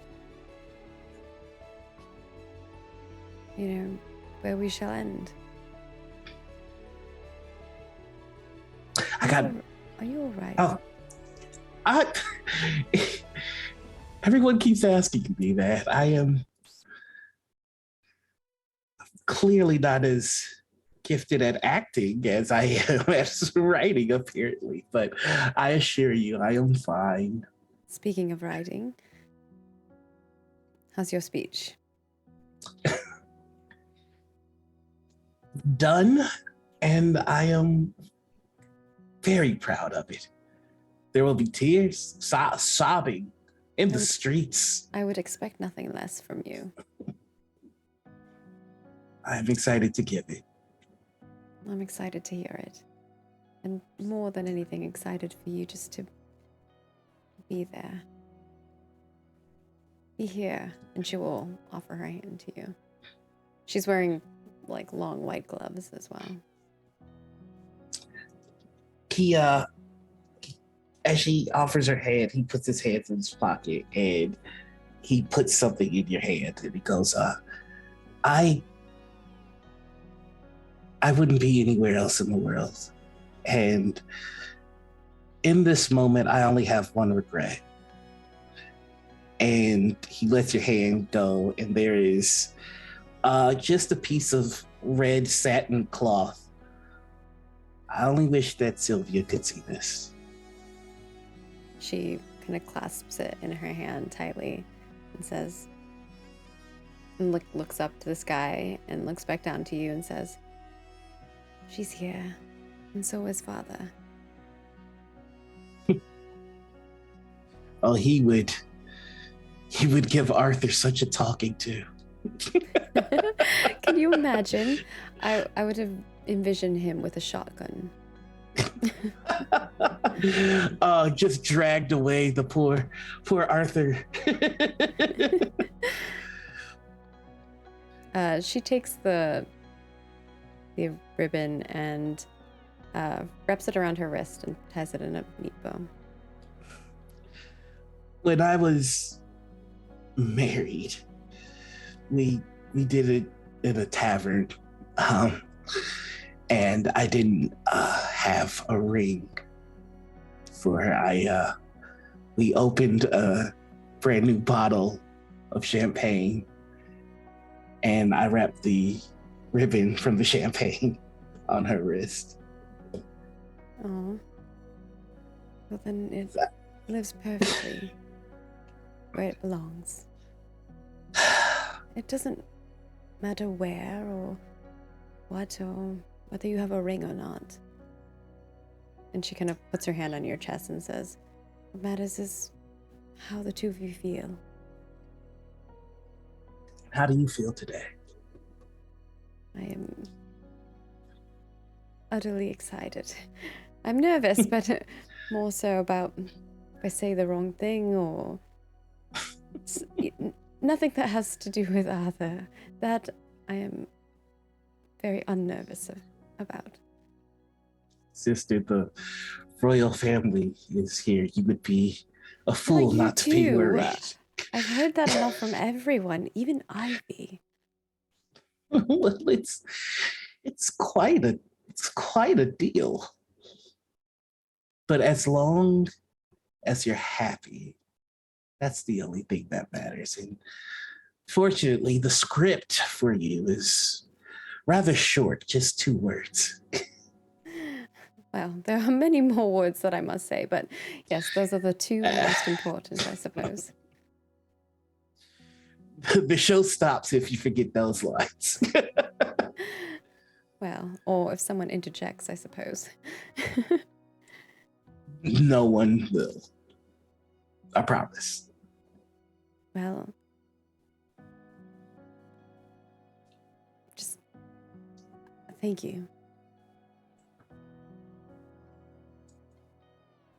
I am so happy for you, Lydia. But rather quickly, to get it out of the way, because Mother would kill me if I did my not. Goodness, now you're getting all professional about this. What is this? I have, well, depending on the next few words you say, I may have more responsibilities than. And I must be a responsible person in those regards. And Mother has offered me my inheritance and the position of head of the family, and I would never take anything from you, That is great Lydia. news. And she just kind of wraps her arms around you and then kind of pulls you back again and is like, "Of course, you should say yes if you haven't already. Isn't this what you wanted? When you joined this estate, you told me that this is what you dreamed of." It's everything. And it's everything knowing that I have your blessing. Of course you would. Why wouldn't you? I worry. And so I will be the sort of man that can lead this family. And I intend to say yes. I just have to handle some things, but I will say yes. What things do you need to handle? Do you need my help again? No. Are you certain? I will let These you are know matters. that Elsie has been asking for quite a bit of money recently. Something about It's some kind of stage situation. the matters that need to be handled. I have in hand. You need only worry about your new life, your wonderful life with a beautiful man. I will take care of everything, and then I will say yes, and you will officially have that burden that I placed on you so callously all those years ago removed. I'm certain I will have other pressures on me once Oh, I become a duchess. But, brother, you do not need to be the man of the household. You just need to be yourself. You are the man. It's not who I am that worries me. It's removing the weight of who I was. And I see. but that is, of course, not a matter for either of us to worry about right now. The things for us to be concerned about is you're getting married. Well, will you help me into this carriage? This dress is obnoxiously hot and difficult to walk in. There's so much of it. I never understood Why do how. they make the trails so long?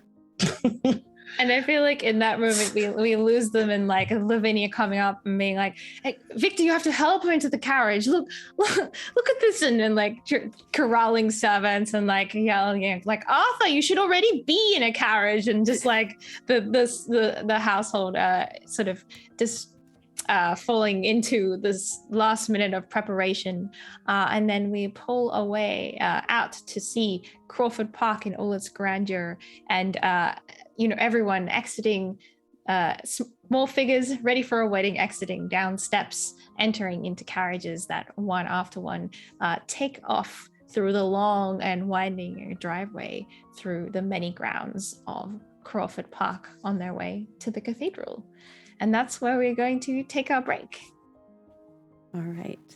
We'll be taking a break a little early, but, go get yourself a drink. Maybe something stronger than tea, like someone mentioned mimosa in chat earlier. I mean, I could use one of those because we gave you all this lovely stuff. Now what's in store for you in the next half? I'll find out after a little break.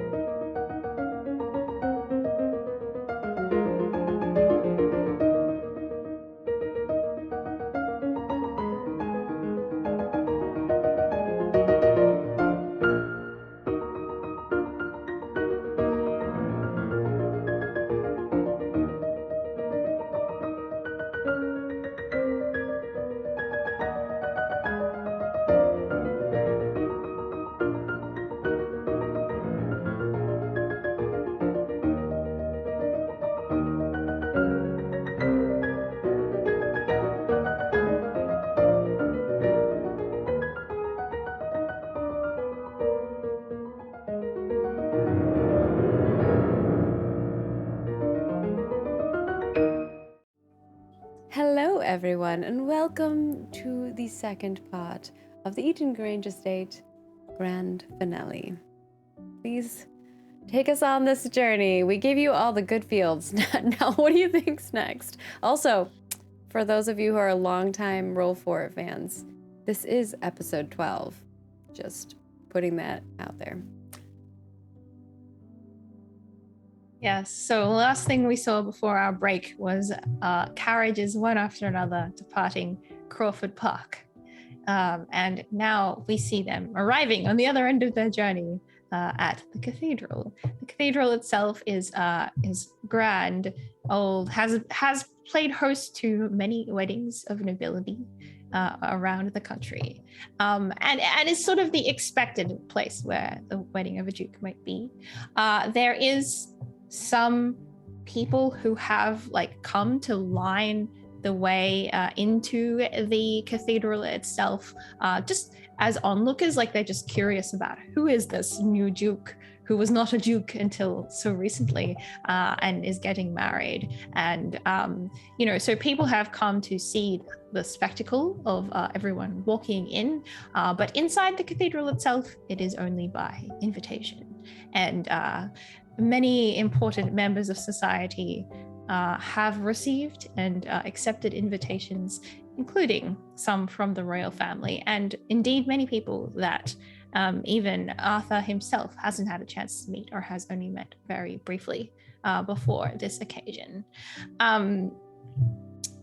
And as the carriages, though, pull up and everyone starts alighting to go into the cathedral, one of the onlookers who has come to watch the entrance steps out from the sides and makes his presence known when Arthur steps down from his carriage. And this is a very familiar face. It is the face of Geoffrey George. And he looks Arthur square in the eye and says, "Sir, you owe me a proper duel."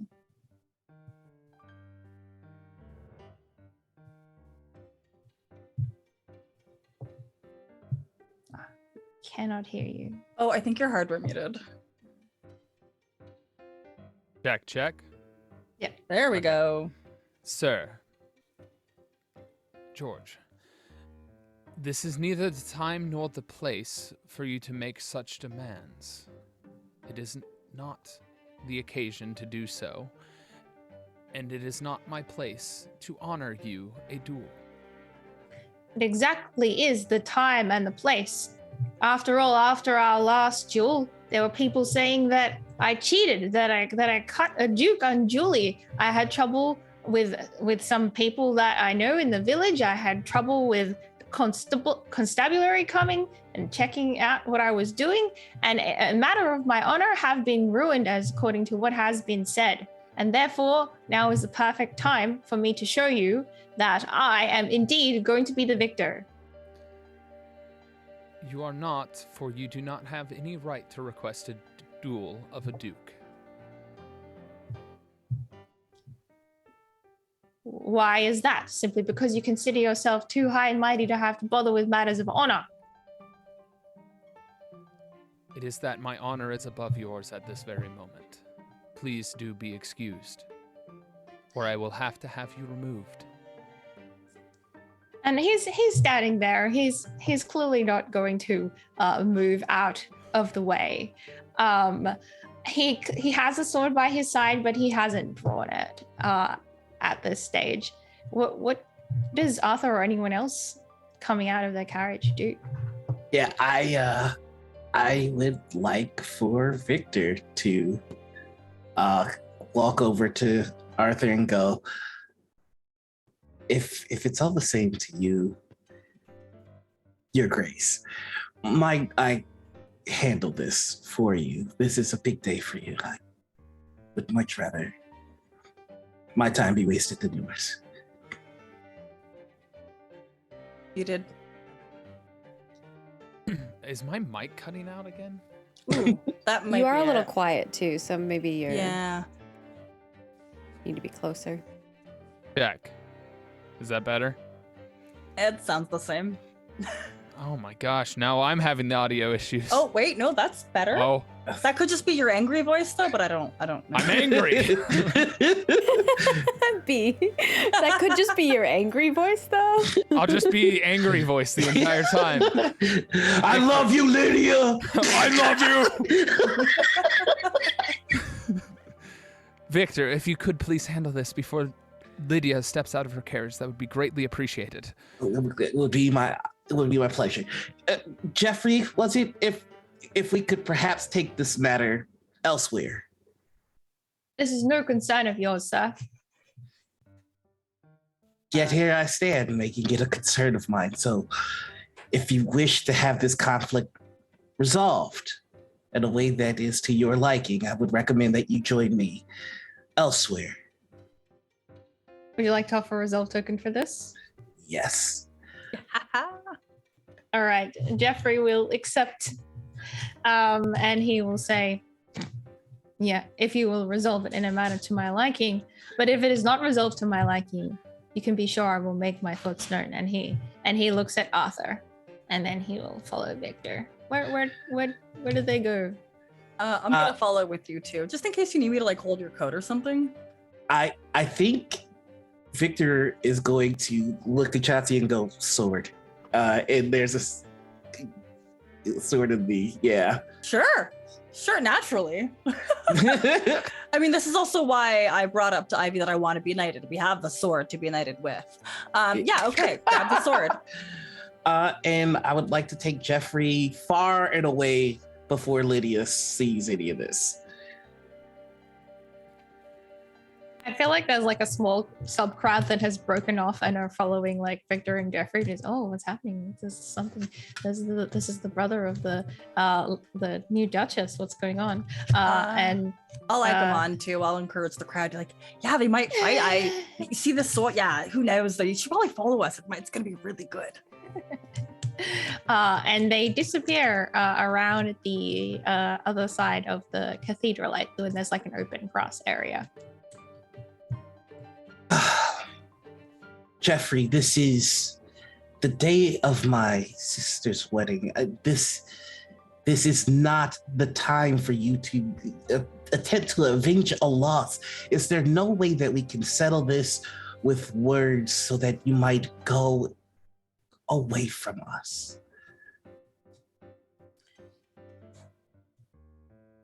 Words will not settle it, but perhaps it could be settled by some other method. And yes, it's very clear what he is referring to. He is referring to a monetary compensation.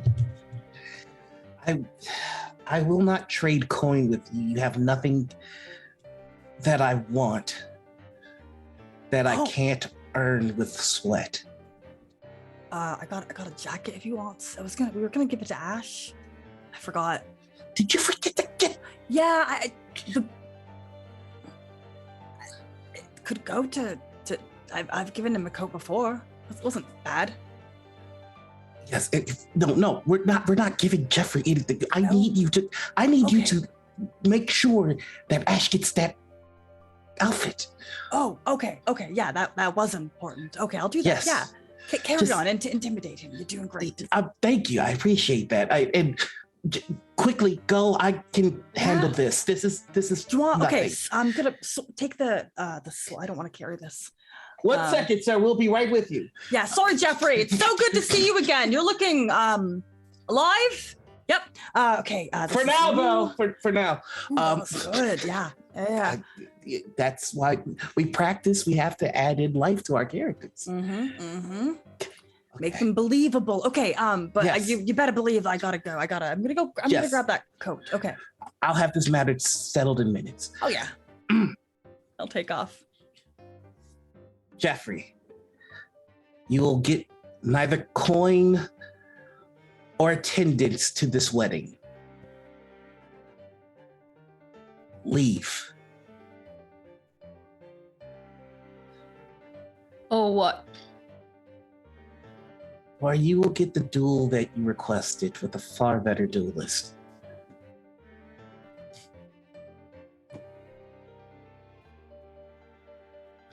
Here, rich folk, all think so well of yourselves. Let's have it then. Victor's gonna unsheath the sword and he goes, I learned to fight when I was poor.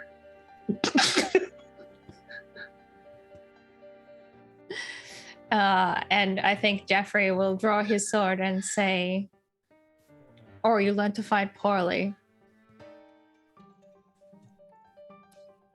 I suppose I'll ask your corpse for the review. And we'll leave them crossing blades for the moment, I think. Yes. As the crowd is around them, and there is the clang of metal upon metal. Meanwhile, the wedding itself, thankfully, is proceeding on schedule. So the inside is pretty much packed out. They couldn't have fit another person.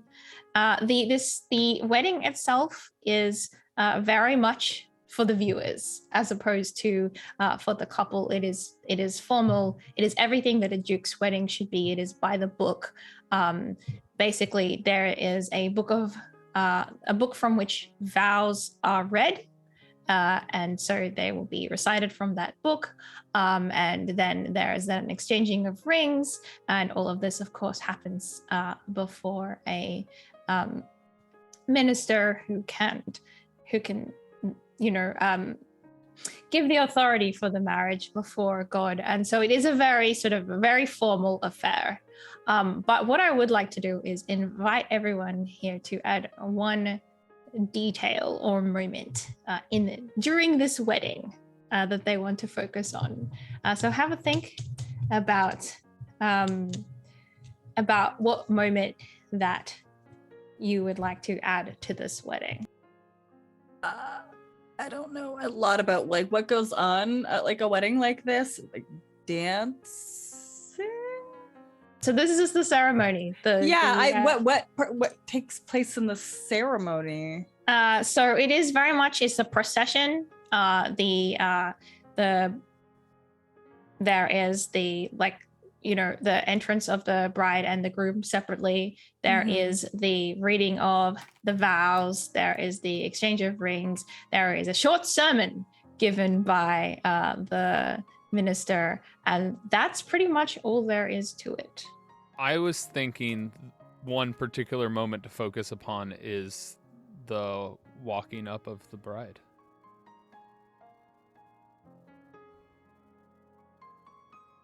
Yeah, so you had something that you wanted to highlight in this, if you want to share it with us. Yeah, so when Lydia receives her bouquet, in it is a small folded piece of parchment that reads, "In this moment, the royal family and the whole of England has the honor to catch a small glimpse of what I see in every moment I spend with you. Arthur."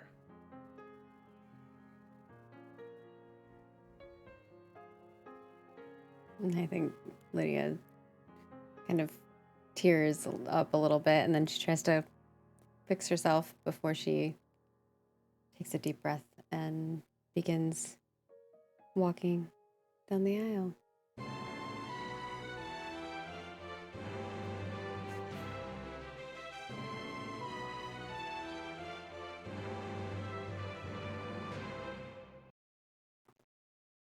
The moment I would like to add is that I think so Lavinia is walking down with Lydia, and she looks around at her handiwork as she goes down the aisle, while she's also looking back at Lydia. She is like definitely trying not to cry in this moment. But there are so many flowers. Like, they just could not have fit another flower in this cathedral. There's like flowers that are along the aisle. There's flowers that are decorating around the sides. There's flowers up the front, like near the dais. Like, this is a way that Lavinia wanted to celebrate the moment with life, with the life of these flowers. that are now dying because they've been That are taken now from dying. the ground. Yes.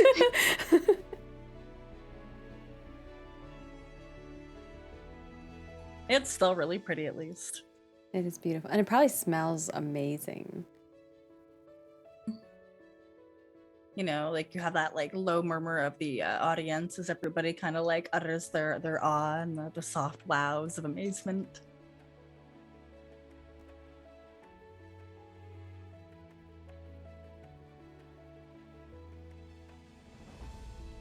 I don't know what happens next. So we see you walking down the aisle.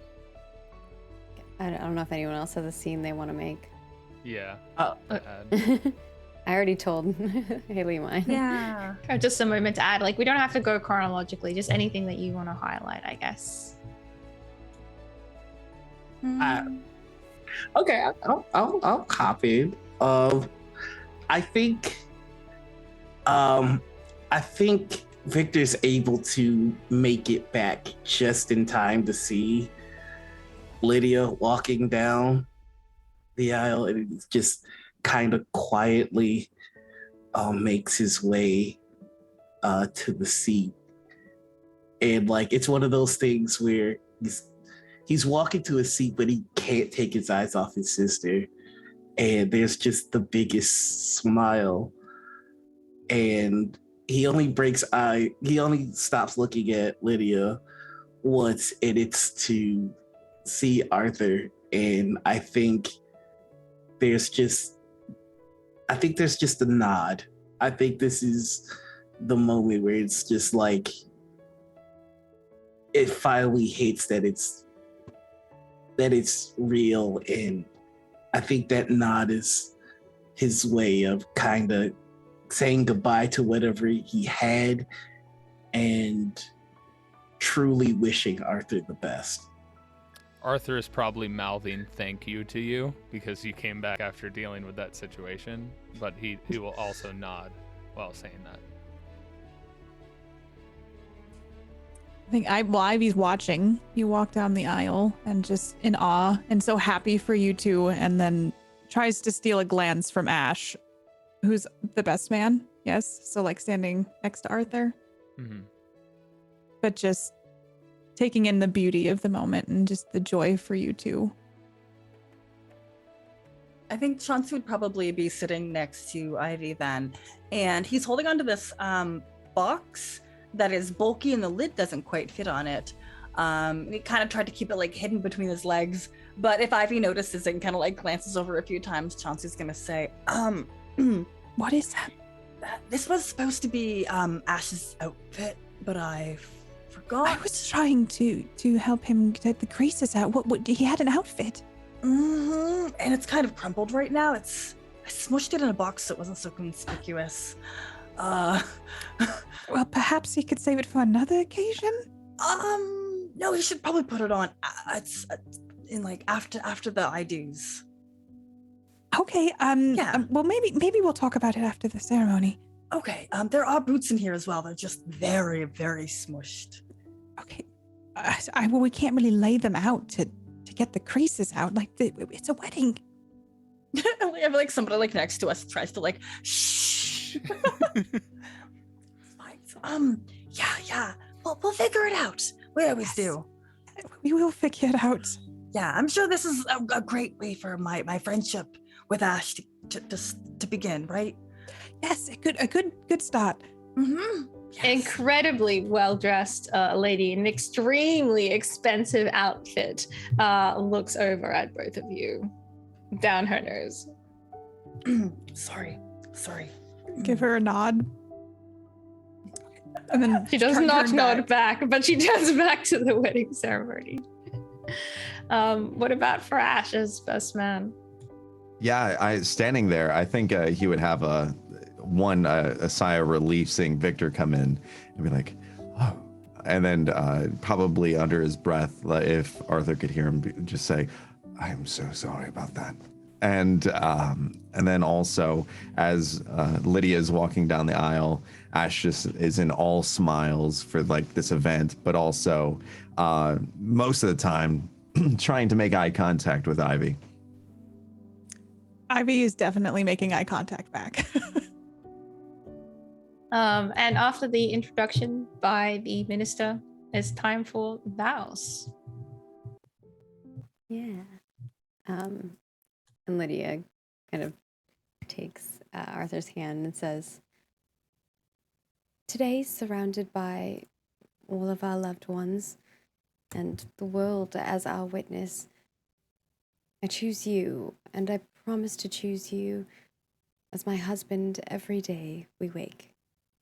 You've taught me that two people joined together with respect, trust, and open communication can be stronger and happier than each could ever be alone. You are the strength that I didn't know I needed and the joy that I didn't know I lacked. I love you. You are my best friend. Today I give myself to you in marriage. I promise to encourage and inspire you, to laugh with you, and to comfort you in times of sorrow and struggle. I promise to love you in good times and in bad, when life seems easy and when it seems hard, when our love is simple and when it is an effort. And I promise to cherish you and to always hold you in the highest regard. These things I give to you today and all the days of our life." And ice cream times, I'm sure. Always. You know, a simple I do would have done just fine. Never enough. And from there is the exchanging of the rings. You see Elwood Mm-hmm. prancing up, a little wobbly, got a little belly going back and forth. The vet has approved this exertion. Oh. Elwood arrives with the box, deposits it into Arthur's hand. Thank you, Mrs. Elwood. Elwood nods. Scurries off to Ash. He'd open the box, and inside it are the rings, bands that are made again from the same stone from his parents, and mixed with stones from Crawford Park that were found by the river.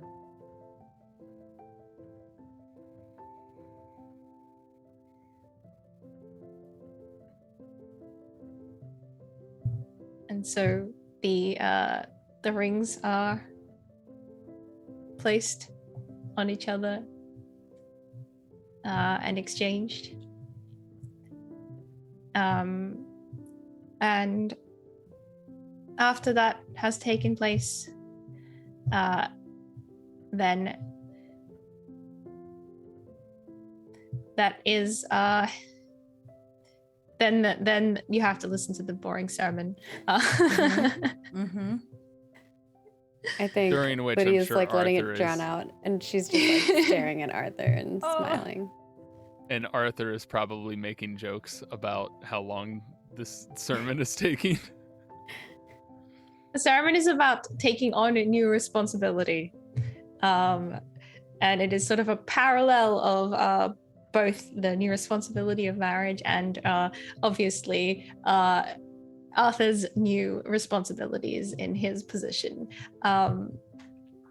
And just when it seems like it's never going to end, it finally does. And is there any last moments anyone wants to see at the ceremony itself? Hey, Victor just kind of leans over to his mom and goes, "I am so glad I did not have a wedding like this." That went on entirely too long.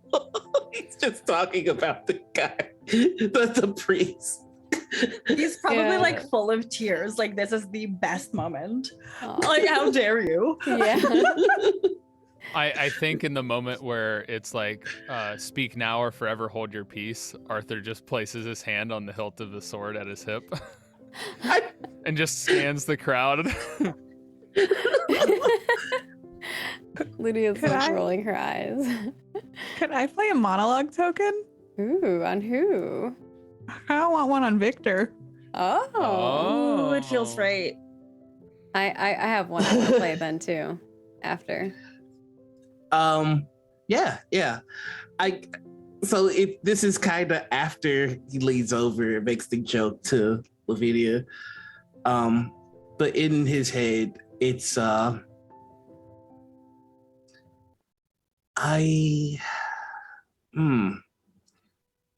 they are united now.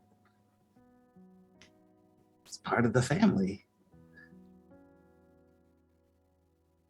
Okay, not the way that we imagined, but same result. Keep smiling. I swear, if one more person asks me if I'm okay, I think there is a flashback in his mind to Arthur and him playing as children, and Lydia kind of off in the distance. And I think it was one of the few times where Arthur kind of fought back a little bit. It's just like, come on, let Lydia play. And it's Victor going, no, she's no fun. She sucks. Boo. Like just being a little snot. And that elicits a smile from him. And in his mind, he just goes, even then, it was an unrelenting tide. It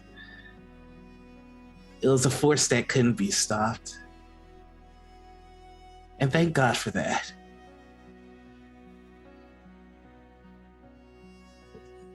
Look how happy she is. And look at the weird face Arthur's making.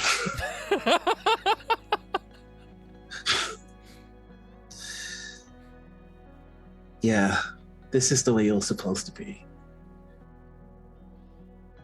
The stinging will stop soon, I'm sure. And I think, when it's appropriate for everybody, he's the first one that gets up and claps.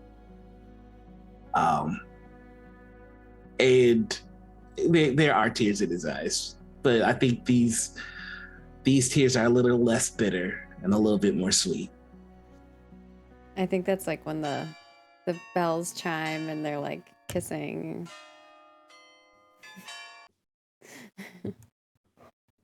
And I would like to play my monologue token on Grace. Ooh. I feel like we gotta get both perspectives, we got Victor. I was We gotta get struggling Grace's. between the two. Yeah. Yeah. Yep. She did that. Grace is sitting near the back. Sort of like I think she's the only one who isn't anywhere close to or near like the wedding party themselves. And she's sitting up the back with Percival and has watched the ceremony unfold.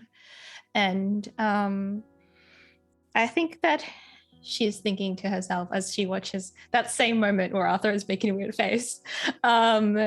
She's thinking, oh, I really shouldn't laugh, but that really is very funny. What is he looking around like that for? But everyone here is so serious, but it's such a silly moment. I mean, the whole affair is so silly. It just, the whole concept, everyone's sitting here so seriously, watching two people on stage go through a series of things that are pre-prescribed. And while I understand that it is an expression of their intentions towards each other, at the end of the day, it's so weird to see so many people watching it. And like Grace is like scanning the faces and being like, oh, I recognize that lady from when we went into the house in like the House of Lords in London, and sort of like looking around. And then I think her focus comes back to like Arthur and Lydia, and she just sort of watches them for a moment, and the image imprints on her mind, and she thinks, wow, I didn't imagine the cathedral would be so large. From all the way back here, I really almost cannot recognize them. They do look like different people entirely. Lydia is wearing a superb dress. It's an excellent choice. I cannot tell if she picked it or her mother did. And Arthur cuts a fine figure and looks a real duke, and they are both so very, very far away from me in the distance.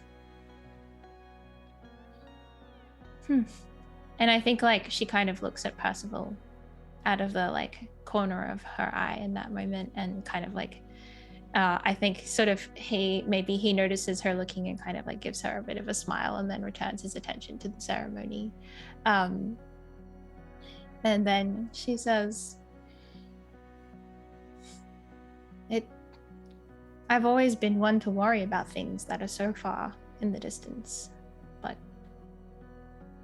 I think perhaps it doesn't pay to when there's something quite nearby that might be worth more of your attention. And that's her moral.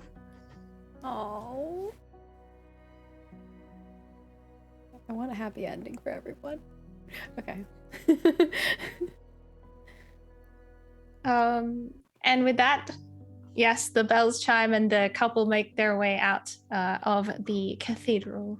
The fair itself wraps up, and everyone is getting back in the carriage to head back sort of at different times, and different carriages are going at different times, back off to Crawford Park, where there is the traditional wedding breakfast, which today we would know as the reception, but it is taking place at like 11 a.m.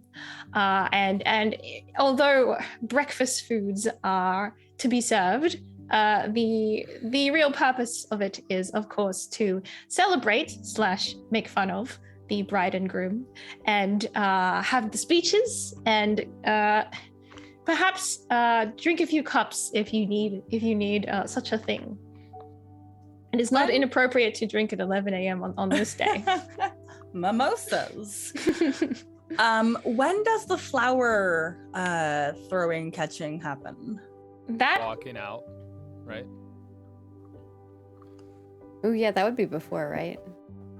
Isn't it like traditionally, was it rice? Or back then, was it flowers? I don't... Well, people threw stuff at the bride and groom, but when they're leaving, that's when they're leaving. Yeah, yes. But usually in the reception, you do the flower throwing. But the flower throwing that we're talking about with the bouquet to Ivy is going to be different flower at the wedding breakfast. Yeah, that's at the wedding breakfast. I was thinking of something different. Yeah, you're thinking of like the petals or the rice. Don't worry, lots of rice gets thrown. Petals get thrown. Yes. But that part would happen towards the end of the wedding breakfast after the speeches. So I think once everyone gets back, there is like there's a short period where everyone is changing and getting ready before it all begins, and then everyone sort of gathers once again, and I will open it up to all of you to say what it is that you would like to see during and in or around the wedding breakfast itself. If Ivy and Ash are sitting together at this, is this like an arranged table space? Would Ash still be sitting next to I was curious about that too. Arthur? Yeah. It would very much can you be arranged tell us with it when it comes to the royal family and everything. Everything would be arranged. I do not believe the royal family would be attending this the breakfast, the breakfast, because this is definitely for like family and friends, and you're gonna get a bit loose, so it's not the right moment. Yes, get loose with that the queen. Conversation would have happened sort of like immediately after the ceremony finished. Then all the members of the royal family would have come over, congratulated Arthur. They would have talked for a full 5 minutes before sort of departing. But this is still, the seating would be arranged in accordance with the wishes of the bride and groom in this case, and I believe this is happening in Crawford Park Park's ballroom, which has been converted into sort of an eating breakfast table space for this occasion. Crawford Park is one of the few estates that has a dedicated ballroom. Even Eaton Grange isn't large enough to have a dedicated ballroom, but there is one at Crawford Park. I feel like it opens out into a balcony as well. Schmancy. Absolutely. Oh yeah, and like into a garden with like fountains and stuff. It's crazy. Heck. Well then I think then Ash, and Ivy, y'all could be sitting together, and however I can be wherever's farther away. But I need that moment where I can bring Ash that smushed up box of very proper clothing and a brand new pair of boots. That you have to have. You need this. This is very important. Chauncey doesn't know why, but Victor was insistent. So like maybe like after like our first kind of meal has been served, Chauncey's gonna lean over. Ash, I kind of got something for you. Chauncey, what did you bring? From under the chair, he pulls out this, and again, like picture like a nicely square box with like the short lid. But when you cram it full of things that don't fit and you smush the lid on top, it kind of just sits up there like a hat. So he has to kind of balance the top of the lid up. This is from Victor and I. From us. It's from us. From both of you. Yeah. You look great, but Victor seemed insistent that there's something you gotta look just like a little extra. Extra. What's everything in the box? I kind of just smushed it in. I did not check. Let's make sure nobody's gonna bother, and like tries to like shake it out. It's so rumpled. But Noir, what was in there? There was a burgundy crushed velvet 3-piece suit with gold trimmings, personally etched buttons with a fine calligraphy of AB. I'd imagine that the beds have an insignia of some sort, like a coat, and that was placed on the inside.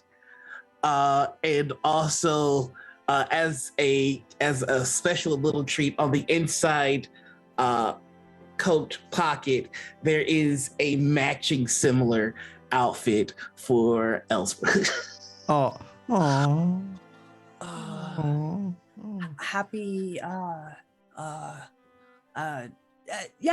don't know. What do you say at these events? Happy wedding day, but That's what I wanted to say. think- That didn't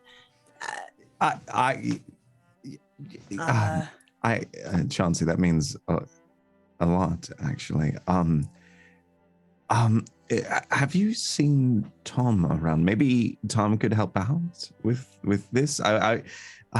Ivy, should I change? Can I inspect the box? I was being quiet, just like my eyes darting back and forth between the two of them this whole interaction. But also surveying the box of the crushed velvet. Is it crushed in a way that it shouldn't be crushed? Because you can't iron, but I think by velvet will just like melt. Resolve token, if I may, that it's a little messed up and that Ivy would need to, like, they would need to leave and go deal with this to get it situated for Ash. You know, this might be salvageable. If you want, you could wear this. I would love to, but is there enough time before? Oh, this is nothing compared to things I've dealt with in the past, so we could get this done quick. I just don't want you to miss anything. This seems like a fun thing, and I mean, this is a gift from Victor and Chauncey. If you want, it's up to you. I would love that, but just know that you don't have to. I say we do it. Why not? When will you have an occasion to wear something this beautiful again? Well, there is next February with All right, we're gonna go do this. And Ivy stands up and grabs the box from Chauncey. Oh, I'll eat your eggs. Don't worry. And what are you drinking? Mimosa with peach? Yes. Yes, I've never had one before. They're quite good. Did you want? Oh, this is empty now. Wait, I'll what is a watch. mimosa? Champagne and some kind of fruit juice. But What? do you remember having to squeeze out juice? That was miserable. But this is good. If I don't have to work for it, it's excellent. Yeah, it's kind of nice just being handed things, isn't it? Mm-hmm.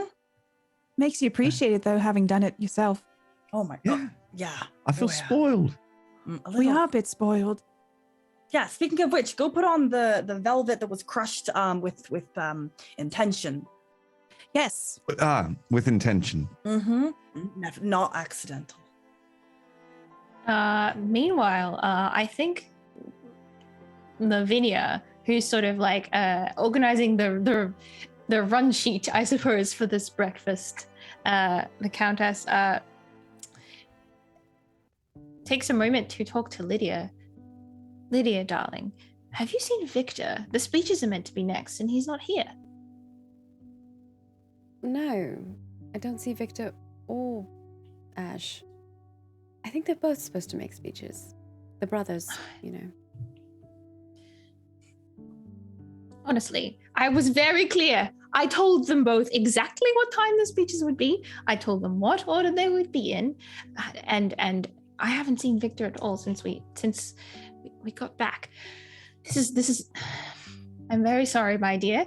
I'm very sorry about this. But I will find them, and the speeches will go ahead. I still have 5 minutes, and she. I'm certain they have a good excuse, and they will. Mother, all right. I think Arthur approaches Lydia as Lavinia is leaving and is just like, "Is your mother in a panic?" When is she not in a panic? It appears our brothers are missing. I'm sure they'll turn up. In the meantime, I did bring you some ice cream. I know it is the morning, but it seems fitting for, our wedding. Perhaps we can sneak away for a moment. Lavinia pops her head back in. There will be a short break of no more than 10 minutes. She leaves. Seems like we have 10 minutes. All right then. And I think they kind of like sneak away to just like eat ice cream and like Relax. Relax.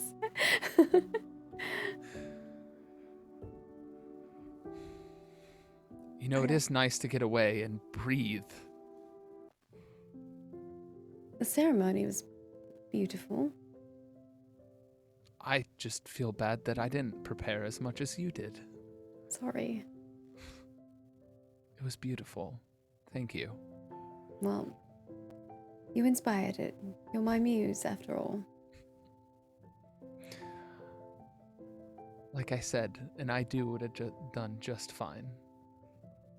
I'm certain it would, but it would not be fine enough for my mother, I don't think. But it really wasn't for her. It was for you. And perhaps I could give Victor a running. We'll have to see how his speech goes. I am curious what it is he is going to say. I'm also curious what Ash is going to say. It seems as if he's been distracted by something. I think I might know why Ash is distracted. My brother, on the other hand, seemed like he came into the chapel late.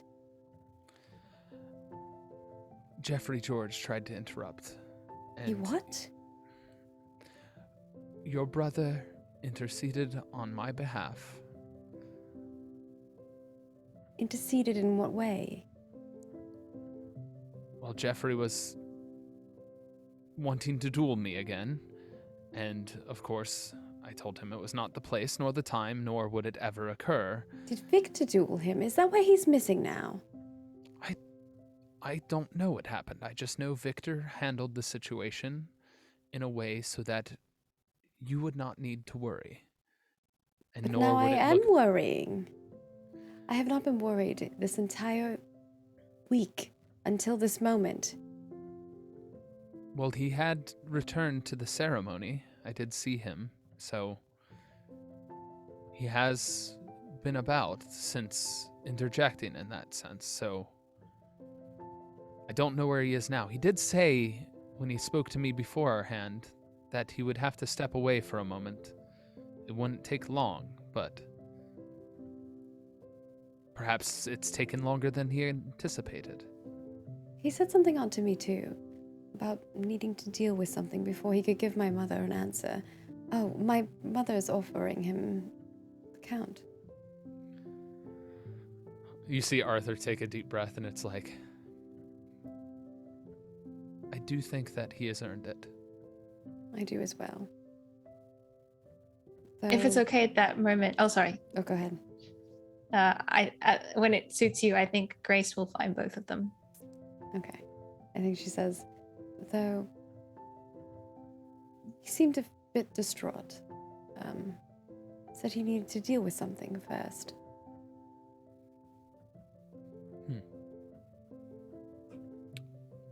I think Grace can come in now. Yeah. Oh, Grace. Grace, I think she'll sort of knock when she sees it's just the two of them. I thought since there was a break, I can't believe I haven't even had a chance to say congratulations yet. Everything's been so busy, and you both have been so occupied. So I did want to say congratulations. Arthur will have gotten up and be moving towards giving Grace a hug. It's been far too long. She'll give Arthur a hug back. I can't believe it's been 2 months. Lydia will stand up as well and wait in turn to get a hug as well if Grace will allow. She will, and there's sort of a deliberate feeling of that Grace is pushing herself to do this because she wants to bridge this gap. And I think she lets go of the embrace and says, 2 months too long. Well, it was a beautiful wedding.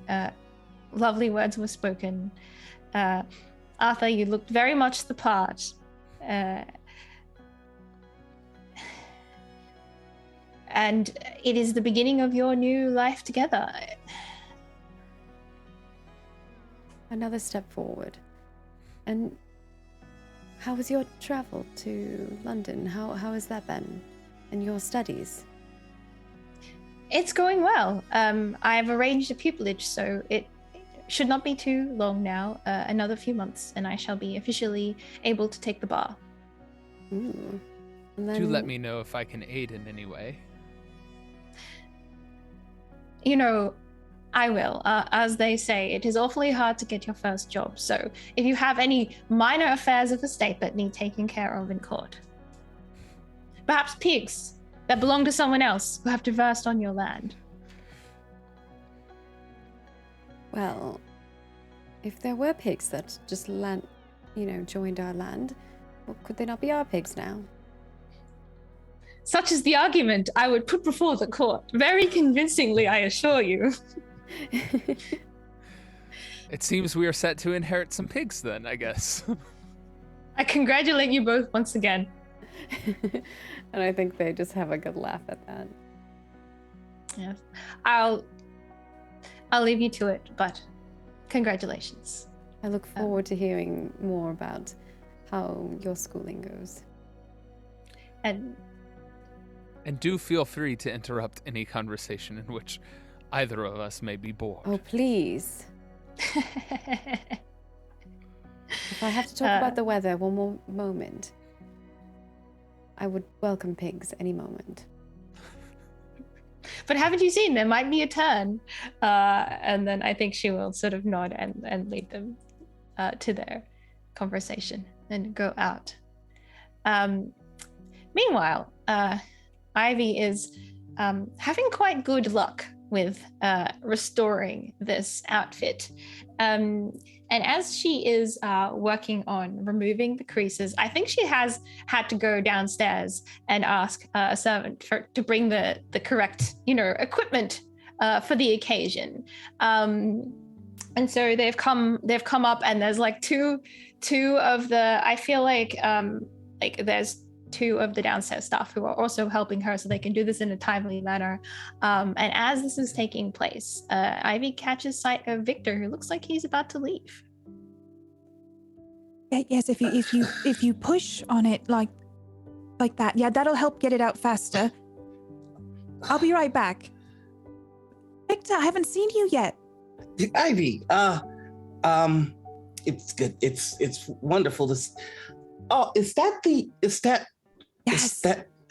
It's beautiful, and I give Victor a side hug as we gaze over at the restoration of the outfit for Ash. I have this bit straight now, ma'am. It's looking very good. He fully returns the hug, but you can feel that he's kind of shaking, like they're shivering. Are you all right? I'm wonderful. It's great. I'm glad that the outfit has ended in capable hands. That was so sweet of you. It's really the least I can do. I look at you. You like it. It's nothing like the dress you put me in, but I think it works. Well, we were working with very little time. I see that things are going well for you. I never would have thought that this would be me. I think often of our conversation at the bar and what you said. Well, I'm glad that you can recall those words. As I recall, I was rather embarrassing. Well, maybe you say embarrassing, I say inspiring. We had a real conversation and my whole mind shifted that evening, and I don't think I'd be here had you not taken the time to talk to me. You get a sense about people. Some people it's just very easy to tell that they are bigger than the world around them. You were always so much more. I'm glad that everything is finally catching up. Well, I could say the same thing about you. Yeah.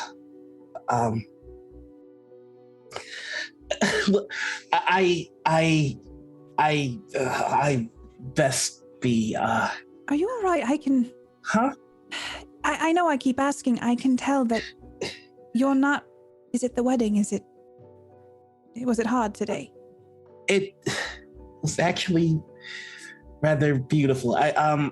It's there's nothing. I just there's a lot to do and not a lot of time to do it. You know how that is. I think a bit of my mother's frantic nature has made its way over to me, but I am so glad to see that you're doing well, Ivy. You give my best to Ash. Will you save a dance for me as well as a drink? You have my word. I will be back shortly. I have quite the speech to give. There will be tears. I would expect tears from a speech from you, but in a good way. You take care of yourself, and I will always be sad that the mysterious lady in red is gone, but she's been replaced by a very wonderful woman indeed. Thank you, Victor, for everything. Now go and enjoy. Yes, he just bolts. Could I play a resolve token that in your rush, something falls out of your pocket? No one sees it in this moment, but just... Absolutely. Yeah. It's his speech. Oh, I love that. Oh my god. So Ivy doesn't see it? It's just on the ground? Yeah. Okay. I like the idea that no one picks it up, but it's just like there. I think the reason why Ivy doesn't see it is that, almost an instant after Victor is gone, Lavinia enters, and for some reason she has Ash and Chauncey with her, and she's like, "There it is. I see. That is what all this delay has been about. Is it quite ready?" I think she asked one of the servants, and the servant kind of looks at Ivy is like, "It looks ready." Isn't it wonderful? It seemed appropriate to change for the rest of the wedding. Look at it, burgundy velvet. Wow. Well, we don't have time to. It's very nice. We don't have time to dwell on it now. And she picks it up and hands it to Chauncey, and she says, "Chauncey, you'll have to assist him. You've done it for Victor so many times. Get him dressed." Yeah. Fine. Ash. Go in here. There's like a little, like a large storage closet. Okay, let's be quick about this. Chauncey, Never thought you I'd don't help have you. to do this. No, I can, it's fine. I've turned over a new page or a leaf, a new rock. page. Yeah, Less new talking, more changing in there. Okay, yes, you got yes, it. your ladyship. I have to say, these are fancy socks. Right? Not only are they keep your toes warm, but it's also breathable. Look at That it, fabric burgundy is socks. incredible. Look at the So embroidery. nice. Like, just feel that. It's so okay. You need to. Okay, no. What are you? Button. Okay, button. Yes. Button. Yep. Yep. Meanwhile, outside the door, Lavinia's like, "So, how have you found Crawford Park, Miss Stewart?" It's been wonderful. I've been really enjoying my time here. Quite. Yes, very much so. I would Am I like just making Arthur to walk in and see Lavinia and then turn to walk out. Nope. The wedding is beautiful. I think she'll call after Arthur. You should be with Lydia. Get everyone back. 2 minutes. Oh. 2 minutes. The speeches are starting. But while we wait, why don't we? And I tried to pull her away to give Arthur a minute to not be, yelled at. Yeah, she doesn't follow. He doesn't follow him out of the room. She just yells after him. As soon as he hears Lavinia say his name, he speeds up. Oh, I love it. And I think the last thing that Chauncey will say to Ash is, I just want to let you know that I think we could be friends. I thought we were friends. I think we could be best friends. You look great. Did you say we could be best friends, Chauncey? You look, I gotta go. Yeah. Okay. Mhm. I'm going to open this door. Ready? Almost done. Well, no, And meanwhile, okay. like Lydia's upstairs, like, has anyone seen my husband? I feel like Lavinia, like the door opens and Lavinia will take a look, and I think even she takes a look at Ash and she's like, well, Mr. Bed, that does look finely on you, and she will step forward and like adjust it a little bit for him, and then kind of like appreciate the adjusting. Not How's the satisfactorily. cologne? It's Ash, it's cologne. Cologne. Why haven't you corrected me before? It was kind of cute. You let him say that? That's right hilarious. back to the breakfast, everybody. Yes, your ladyship. You look so handsome. And I'd like lean over and, the velvet probably feels very nice too, but just like, adjust some of the little creases and I guess we head out. You can see how Everyone- smitten Ash is. I think over the next 10 minutes, 10 minutes more than the 10 minutes break, Lavinia does corral everyone back to the breakfast, except Victor, who is notably absent. But the show must go on, or the breakfast must go on. And so Lavinia is like, we're going to start the speeches. And so I think she gets everyone to sit down and get ready. The speeches are going to be beginning. Victor was meant to speak first, but Mr. Bed, you prepared something? I have. Ash would stand up and he would take his glass and excuse me, everyone. It's time for a speech, and I think it's time for you guys to, kiss, And Lydia obliges. Arthur does too, and he kind of chuckles because he looks at Ash like with the eyes like, I shouldn't have told you that. Perfect. so Ash uncrumples this note and it starts. We are gathered here today to celebrate this thing called life. Life made even more beautiful by the love between Arthur and Lydia Bent. Love that defies gravity. When you look at these two together, you can see the feet afloat, the cheeks red with smitten love. Arthur, I would never have guessed the year and years we shared apart. Two brothers estranged would come together in a perfect time to see you and Lydia enjoying the warmth and endearment that led you to this day. Seeing the way Arthur dotes on you, the way he tries to hide it at times or shows it proudly as if his love for you burnt brighter than the sun. I know that even if the sky were falling, you two would be happy in each other's arms, appreciating the times, happiness, joy, or even the hardest moments you've shared. Together, with hearts fluttering. A poet I once knew said, "Ye only liveth once." And you never know when the universe might take you. But make the most of every moment you guys share.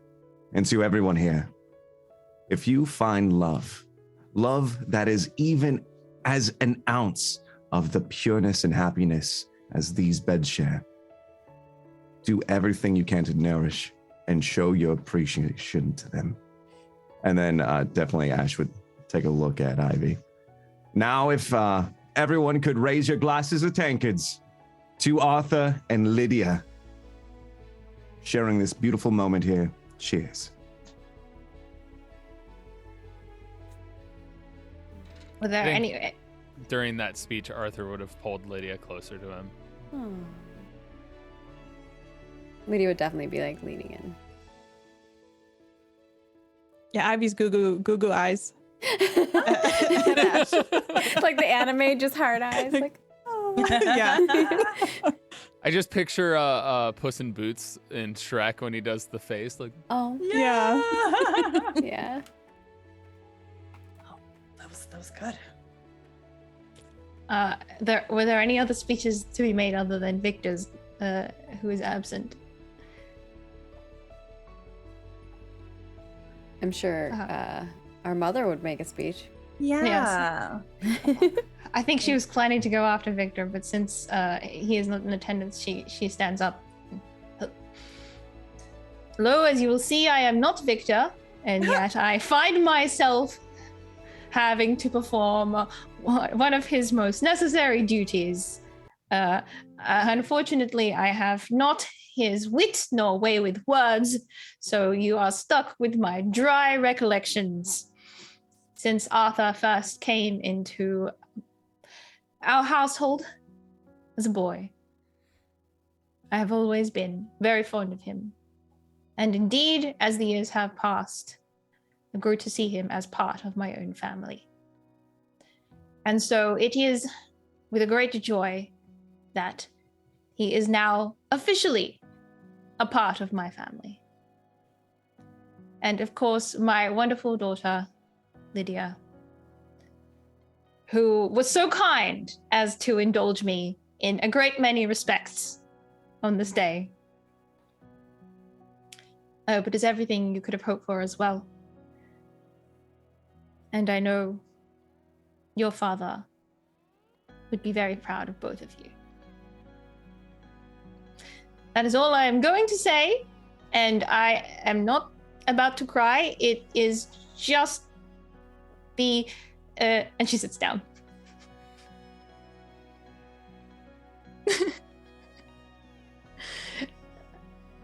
And then she stands up again. Bit of a slow That clap. concludes the speeches. She sits down again. Okay. Good. Yeah. Woo.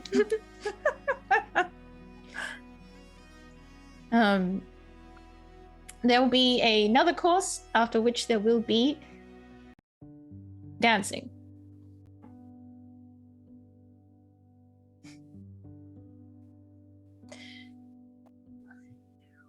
What else do we want to see? I was gonna have a moment with Lydia and Arthur right after her mother's speech. Oh, yes. You know, while Victor did not speak, I think it was fitting that your mother did. Oh, As you think she dry- wouldn't speak? Well, I think she was a little thrown off in this particular case. She says so few words, but I think they mean so much. And they certainly did to me. You know, I still remember the day in which she approached me and said that I should seek out you. I'm certainly glad that she did. As am I. You know, I think back even before that, being strangers yet growing up in the same place. I was given the honor of knowing you before I knew you, and seeing you before I truly saw you.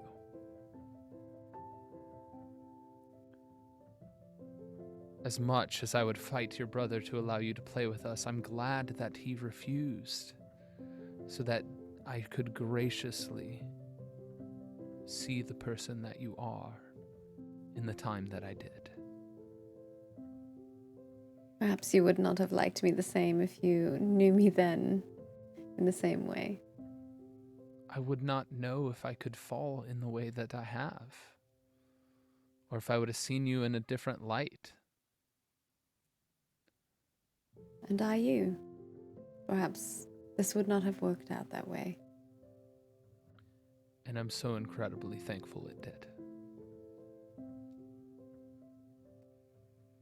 It is interesting, though, to think about it all. How it started and how it has come to be. And as much as I confused you, Utterly.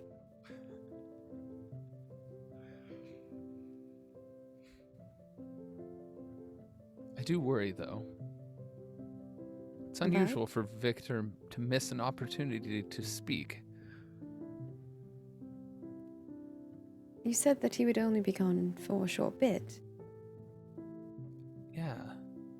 And I would not expect that he would have missed his speech. Well, perhaps Victor hasn't quite changed all of his ways. I hope he didn't run away again. He seemed fairly certain that he was going to take these next steps forward. That he just needed to handle something. I asked him if I could help. By the way, Elsie Dubois, she was asking for more money. What for? Some kind of stage situation. Does it have to do with the canceling of the play, then? I might have written a letter offering any future assistance.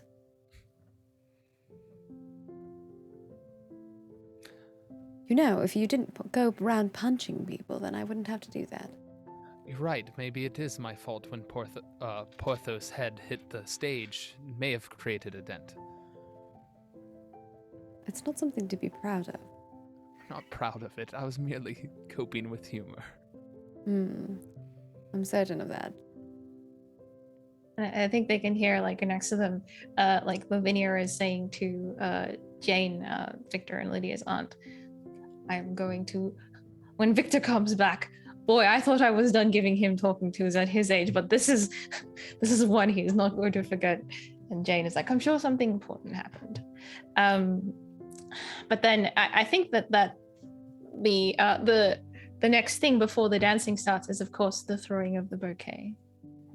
For the formal section of the evening is over.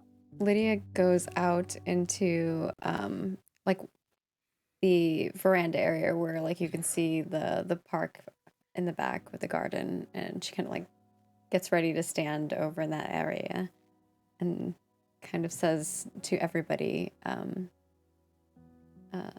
she's like, come around, anyone who is single or unmarried, might you? And she kind of like points to this area, and as she's waiting for people to kind of like make their way, she kind of just does like a little speech where she's like, every little girl dreams of her wedding day, a day of love and magic that will leave its imprint on her heart forever. But today I have my fairy tale. But perhaps it doesn't just have to end that way. And she kind of holds the bouquet and says, perhaps someone else will have theirs. And you see her putting something in the bouquet, but not quite. And as everyone's gathering around, she kind of like acts like she's gonna throw the bouquet, but instead she whistles, and you see Mrs. Elwood swagging their way over, and she like puts it gently in their mouth, and Mrs. Elwood makes her way to Ivy Stewart. At first, I mean, it's just shock. Ivy's just like, wait, why is Lydia whistling for? And then just the whole thought process, is Elwood getting married? And just to see Mrs. Elwood start trotting over, I, of course, would like crouch down. Did you steal these? Ivy, I think there's something in there. In the flowers. What is that? So I stand up and I'll start like investigating this bouquet. Did you put this in? Wait, is this from you? What is it? We can't see. It's the dolphin. And I'll pull out the glass. If that's what's in there, right? It's the glass dolphin. Yeah. Okay. And I hold it up. Well, that'd be really awkward if someone else got that. That would be. I mean, this is from you. I think it's from Elwood. So Elwood brought me a bouquet with... Very specific. Yes. Ivy, I have a question. When maybe, in a little bit, not now, I know, it's a little crazy. Would you and I be able to walk out to the garden? Yes, of course. Ivy's looking from the bouquet to the dolphins to Ash. You have a question? A question? No. No, just talk about life. What's happening? I got the bouquet. Woo! And then like maybe some people will start cheering. It's not quite clear what's going on though. Arthur probably approaches Lydia and is like, what was this what about? I was talking about. Lydia says, and she's just like grinning ear to ear, even bigger. If you look at Ivy, she's also smiling very big, but just also like, check yourself. You don't know what this is about. And I feel like, sorry, yeah. No, I was going to say, I take the bouquet and the dolphin glass. What is it called? I don't know exactly. Is it a toy kind of? Yeah, I guess. A trinket? Trinket of some kind? Yeah. And just kind of holds it close to her and gives kind of an eye to Ash, like, what are you up to? And I feel like we will cut straight forward to later during the festivities when the dancing has started and the two of them do have an opportunity to walk by themselves. So, how's the mimosa? I've made many of these, but I've never tried one. They're quite good. Yeah, a little strong, not usually used to this level of eventfulness. Oh, it's so odd drinking this early in the day. Yes, very much so. But kind of fun though. Today is definitely a fun day. I have a question for you. You remember a few months ago, I asked you for your 5-year plan? Yes, still working on mapping that out, but I think I have some ideas. Oh, anything, any eventfulness? Oh, I don't know, maybe going on a few walks, maybe trying painting. I don't know, just a couple things, like that. Well, I was thinking about my 5-year plan, and there's something that I'm kind of worried about. Worried? You don't seem like a worrier, I'm troubled. though. I'm so troubled by it. Oh, okay, what would trouble Ashbed? Well, my 5-year plan is something that I was curious to see if it could be, what is the word for it? Not a life plan, but he would definitely start making that Tamir noise for Elwood to prance over. I'm like, I if you don't mind, could you look at Elwood's collar? Yes, is it getting too tight again? Oh yes, it's getting very tight. But what is that around his collar right there? Oh, I don't know. And Ivy's gonna squat down, I guess, and try to undo the collar, because there's definitely something on it. There's something on it, yes. That's perfectly looped in a little, like, I don't know what that is. Okay. Like the thing that is on Don. The ring thing, yeah. The like ring thing. to hold the ring. Yeah, Okay, what is that thing called? Yeah. Yes, What? that. So what do I see when I actually look at it? You see a silver and gold ring. Now, why would Miss Elwood? Gotta stop calling you Mr. Elwood. I know, bad habit. What is this? So a fun, weird fact is Arthur gave me this ring, and it belonged to my mother a long time ago. And I was just curious if I could give it to you. And maybe one day, very soon, we have a day like this. Are you asking me to have a day like this in maybe 6 to 12 months? So you do have this planned out. Is this what I think it means? Do you want to spell it out? A little bit. Maybe I just want to hear you say it. Oh, okay. Miss Ivy Stewart. And Ash gets down on his knees. And would you, in about 6 to 12 months' time, have a day like this with me? In 6 to 12 months' time, yes, I would very much. 1,000,000 times, yes. So you're saying that you would want to be married? I would like to marry you now, if I could. Now, if I'm being quite honest. The reason why I brought you out here is because I want to share this moment with you and not, steal any bit of their day. But this is their day, but Can I play a resolve token to overhear? One last time to just eavesdrop. I'm going to leave that up to Ash. Sure. Okay, then there's gonna be some intense rustling of some rose bushes. Did I hear that? Are you?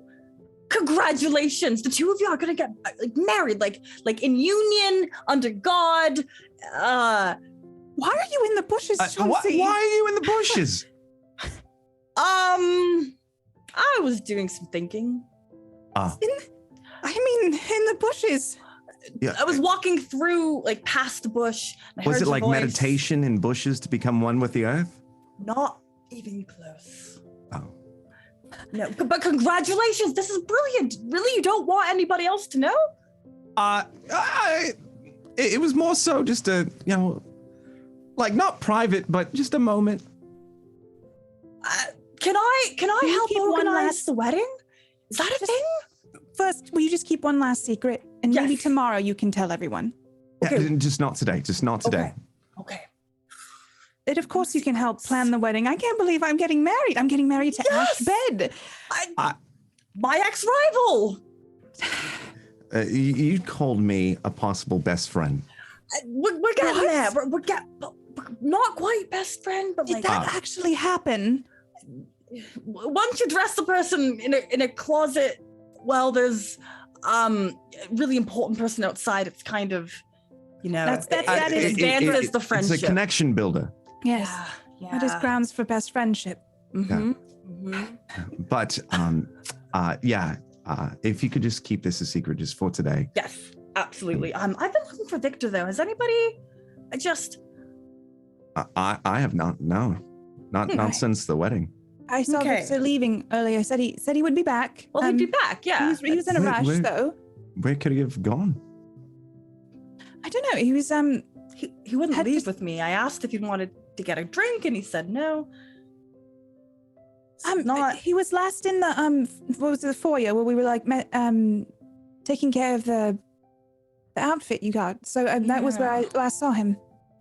Okay, no big deal. I'm gonna go back to wandering. I had a lot of thoughts. I don't have anything to write them down in because I'm trying to be proper.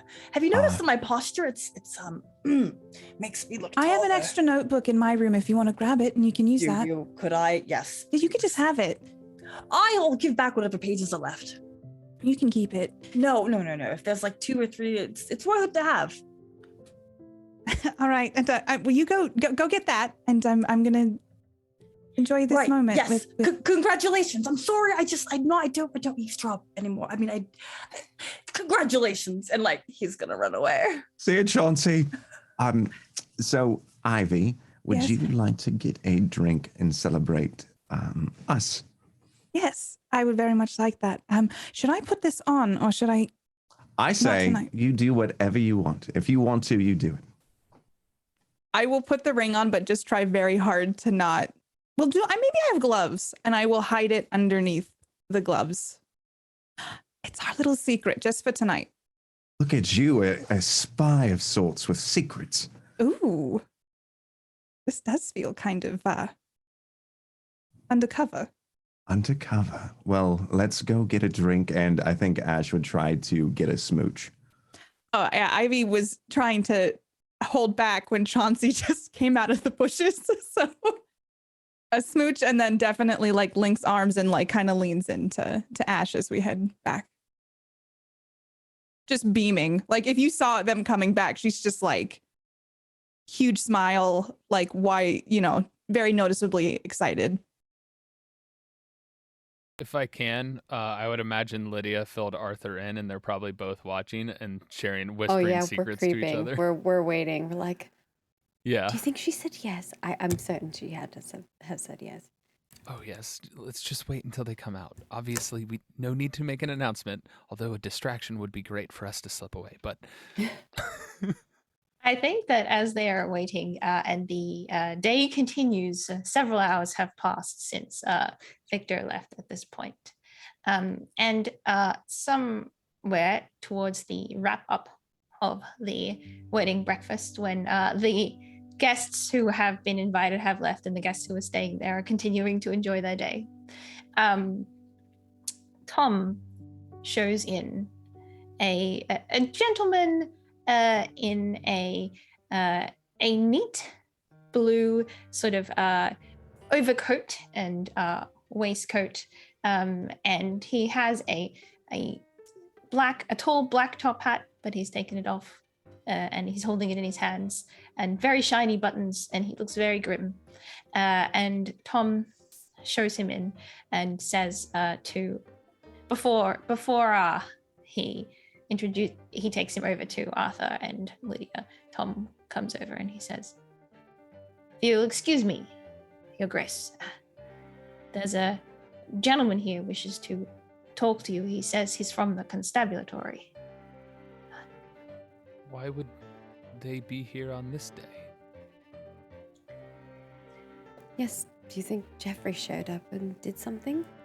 I don't know, Your Grace. He just said it was important. Perhaps then we should speak in private. Lydia, of course, you're welcome to join. She kind of nods and leans over to her aunt and just says, "Auntie Jane, could you distract our guest for a bit, those who are still lingering. Perhaps a song. She says,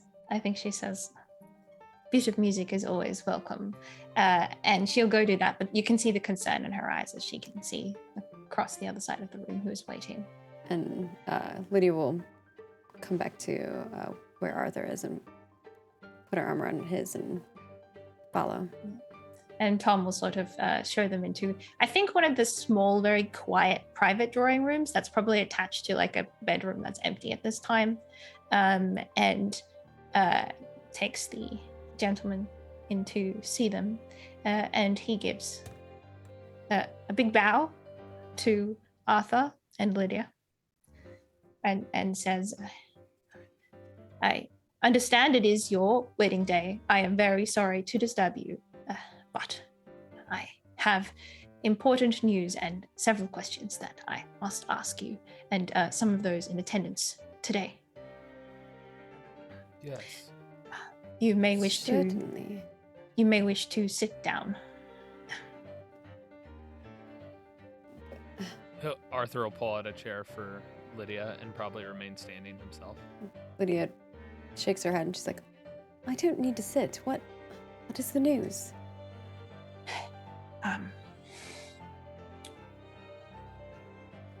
Lord Victor Ward has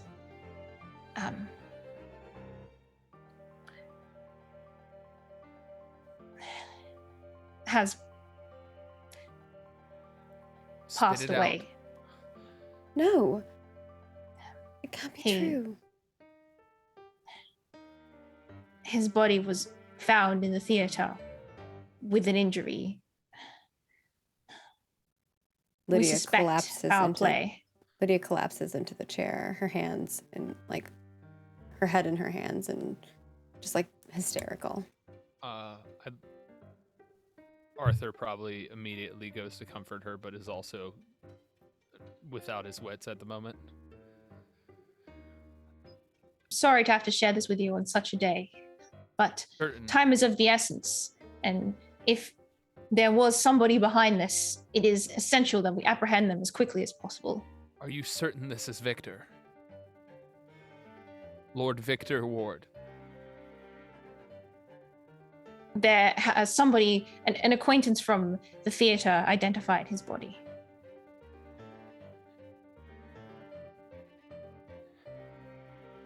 What do you need to know? You think someone murdered him? Who would do that? I cannot say at this point. We are investigating as quickly as we can. We need to know his whereabouts. When did he leave the estate? Did anybody go with him? Going back at the cathedral, he left to deal with an altercation with Jeffrey George, but he returned after that. I don't know what their conversation was about. I knew that Jeffrey George had meant to duel me, something about honor and having lost to me previously. The constable's taking notes. I see. We are calling in a detective from London who will take charge of this case. Of course, it being a high profile and connected to yourself, Your Grace, it is essential that it is properly investigated. But I am doing what I can for the time being to make sure that nothing goes beneath our notice. Lydia, I believe your mother needs to know. I'm going to have Tom fetch her. Going to be devastated. I know. What did Victor do? What? And Lydia's just hysterical, crying, not making sense necessarily. Arthur opens the door and just simply says, Tom, are you there? He's there. He's like trying his best not to let his emotions betray him either. Could you fetch Lavinia, please? And like he goes, he does. She comes back And and when he comes back, he'll say, Tom, if you can start making arrangements for people to be outside in the garden.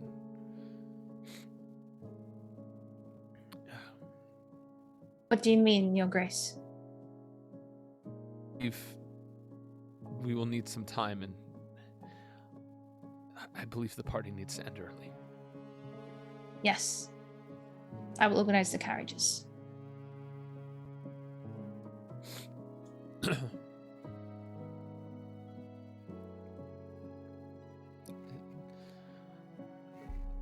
Lavinia. It seems this constable here came to report of Victor's demise at the theater. And I think just like her face just goes white with shock. And she just sits down. And there's just like, there's nothing in her. Like her brain can't even deal with this moment. She's just overwhelmed. Lydia will grab her hand. Just And like she- lean in. She takes Lydia's hand back, but she's just staring.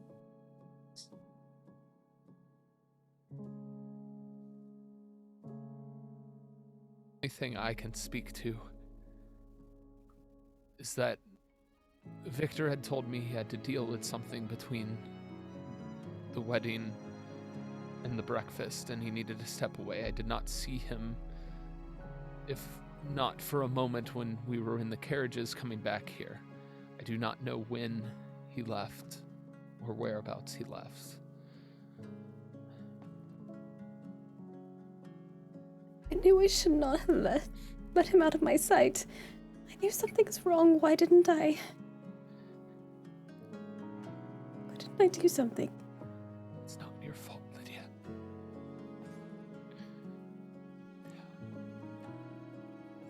It can't be your fault.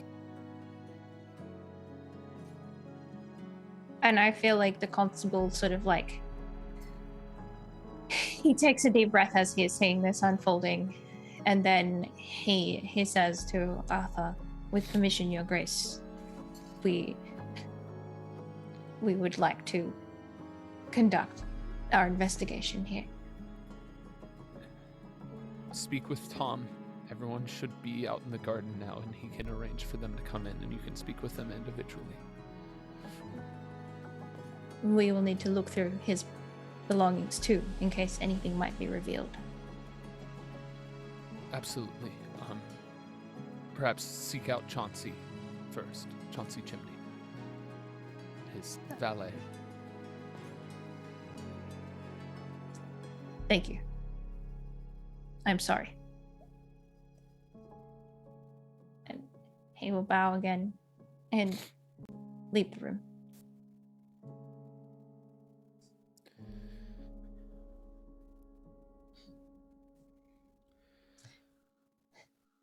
And I feel like from here, what we will do is sort of to sort of Lucy would like to see know if this. everyone's okay.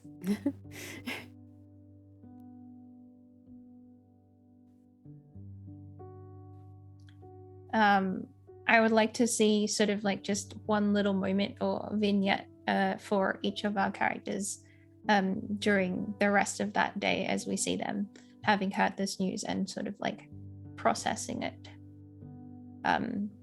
So if you'd like to think about what you would like to see for your character, I love me a good vignette. I'm happy to go first. So it's Tom. I think the news will be, we see a shot of everybody gathered on the green, and who was the person that kind of makes the formal announcement of Victor's death? Arthur? I would think that Arthur would be the one to step up for that occasion. Okay. And there's something I feel like kind of powerful and horrible about the shot of Arthur in this beautiful like wedding regalia, and then having to talk about the death of his friend. And then the next shot we see is Chauncey fighting or picking a fight with the constable, and then storming off, taking a carriage to the theater that Victor and them would always work at. And I think the final scene we see of Chauncey is just him sobbing in the middle of the stage. It's empty. There's only a couple of candles that have been lit, and he is surrounded by all of Victor's scripts and just sobbing into them.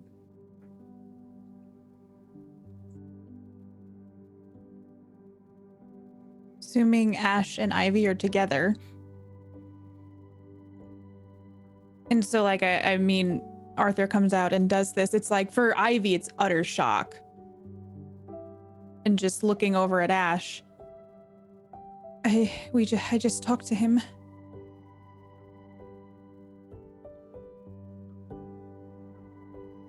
This can't be real.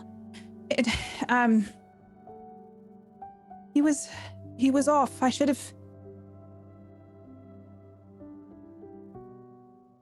I think Ash would definitely be like feeling at like the velvet, and the everything that he's wearing is from Victor. And in that brief moment of feeling it, just like looking back of when, just looking back in his mind of like the time that he was about to be, Victor's valet, and thinking about all the kindness that has been given to him from Victor, like, don't call me Lord, da-da-da-da-da, and just kindness, and just standing there in shock. I think Ash would probably try to reach for like Ivy's hand and probably just stand there in complete like hurt. I think it would, I don't know if this would be appropriate in this time, but like kind of hold Ash, and then kind of like Ivy snaps out of it for a second. We were in the hall. Let's just go back to the hall. He's probably in the house somewhere. Let's just go see if he's in the house. And I grab Ash's hand and start leading him into the house. He has to be in the house, right? The constable said that he was in a theater. He was here. He did say he was leaving, but that was a long time ago, and I'm sure he's fine. How long ago was it?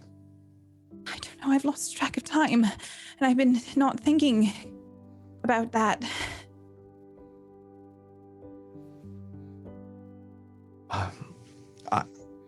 I don't know what is there to do?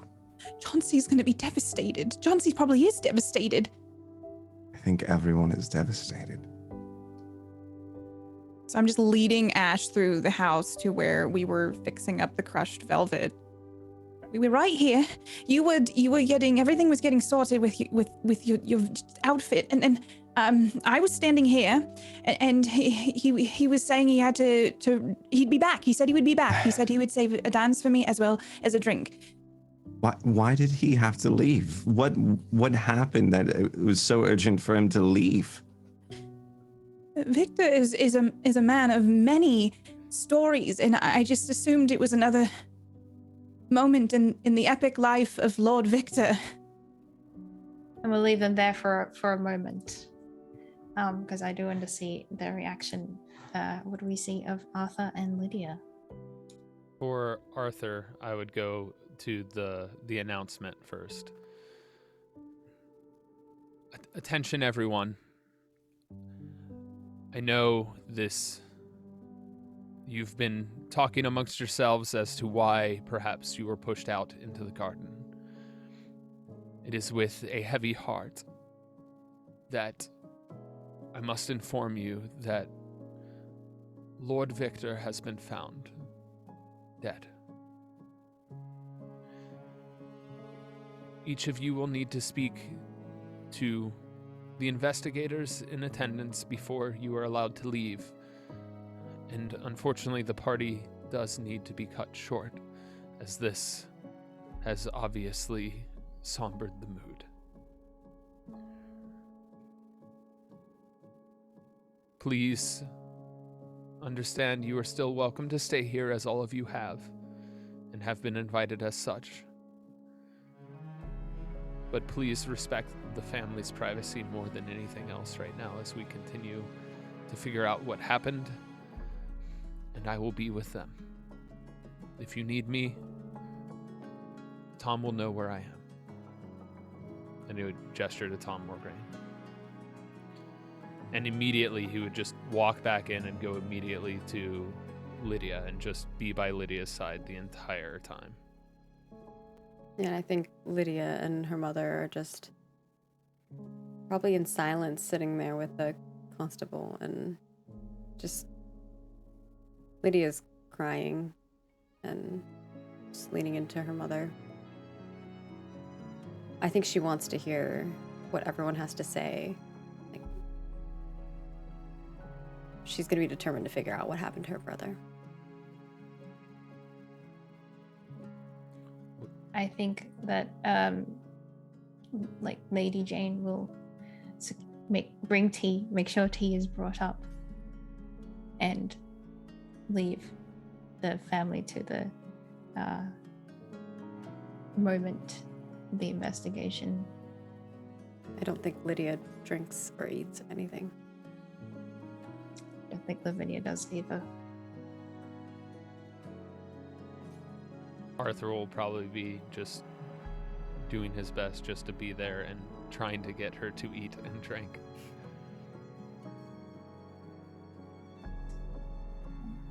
And eventually walking around the halls when she does end up falling asleep. Or just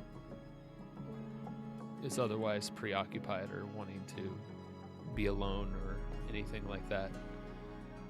I would like to play a resolve token to perhaps find the speech. I think that it's we already been did claimed. establish that Okay. Ivy's going to find it since Gotcha. we left. That's fair. But we I left do her think standing that right next to it. Yeah, I do think Lydia just wants you to hold her in her arms, and then when she does pass out eventually, and you perhaps walk. Yeah, because he has to find his way to Morn too, because in those moments he's just being there for her. Yeah, makes sense. But back in the room where Ivy and Victor last spoke, Ivy finds something. It was right here. Lydia's going to be devastated. Arthur, are you okay? I just just want to make sure you're okay. To be fair, I didn't know Victor as well as some of you did, but he impacted my life, and I just feel like it's not... Chauncey. I'm worried about Chauncey. I don't know how to process any of this. I just want to know,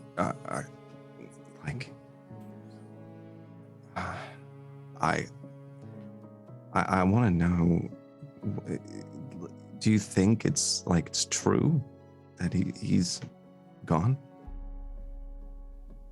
Like, this isn't some kind of weird joke of Victor to make this day somehow about him? I mean... As much of an attention seeker that Victor was, I don't think that this was something he would have planned or tried to do to take away the spotlight from his sister and Arthur. I thought coming back here I would see something that would make sense, but do you ever feel like the energy has shifted? It feels like the energy has shifted. It's not good. I don't think he's all right. I was standing here and he went that way. And as I'm looking around, I'm assuming that's when I see like a note on the ground. What did you find? I don't know. This is So I'm going to pick it up and open it and show Ash. I think we should bring this to Arthur and Lydia. At once. I take a minute to just like look at Ash, and I take a deep breath, or Ivy takes a deep breath, and will it be all right?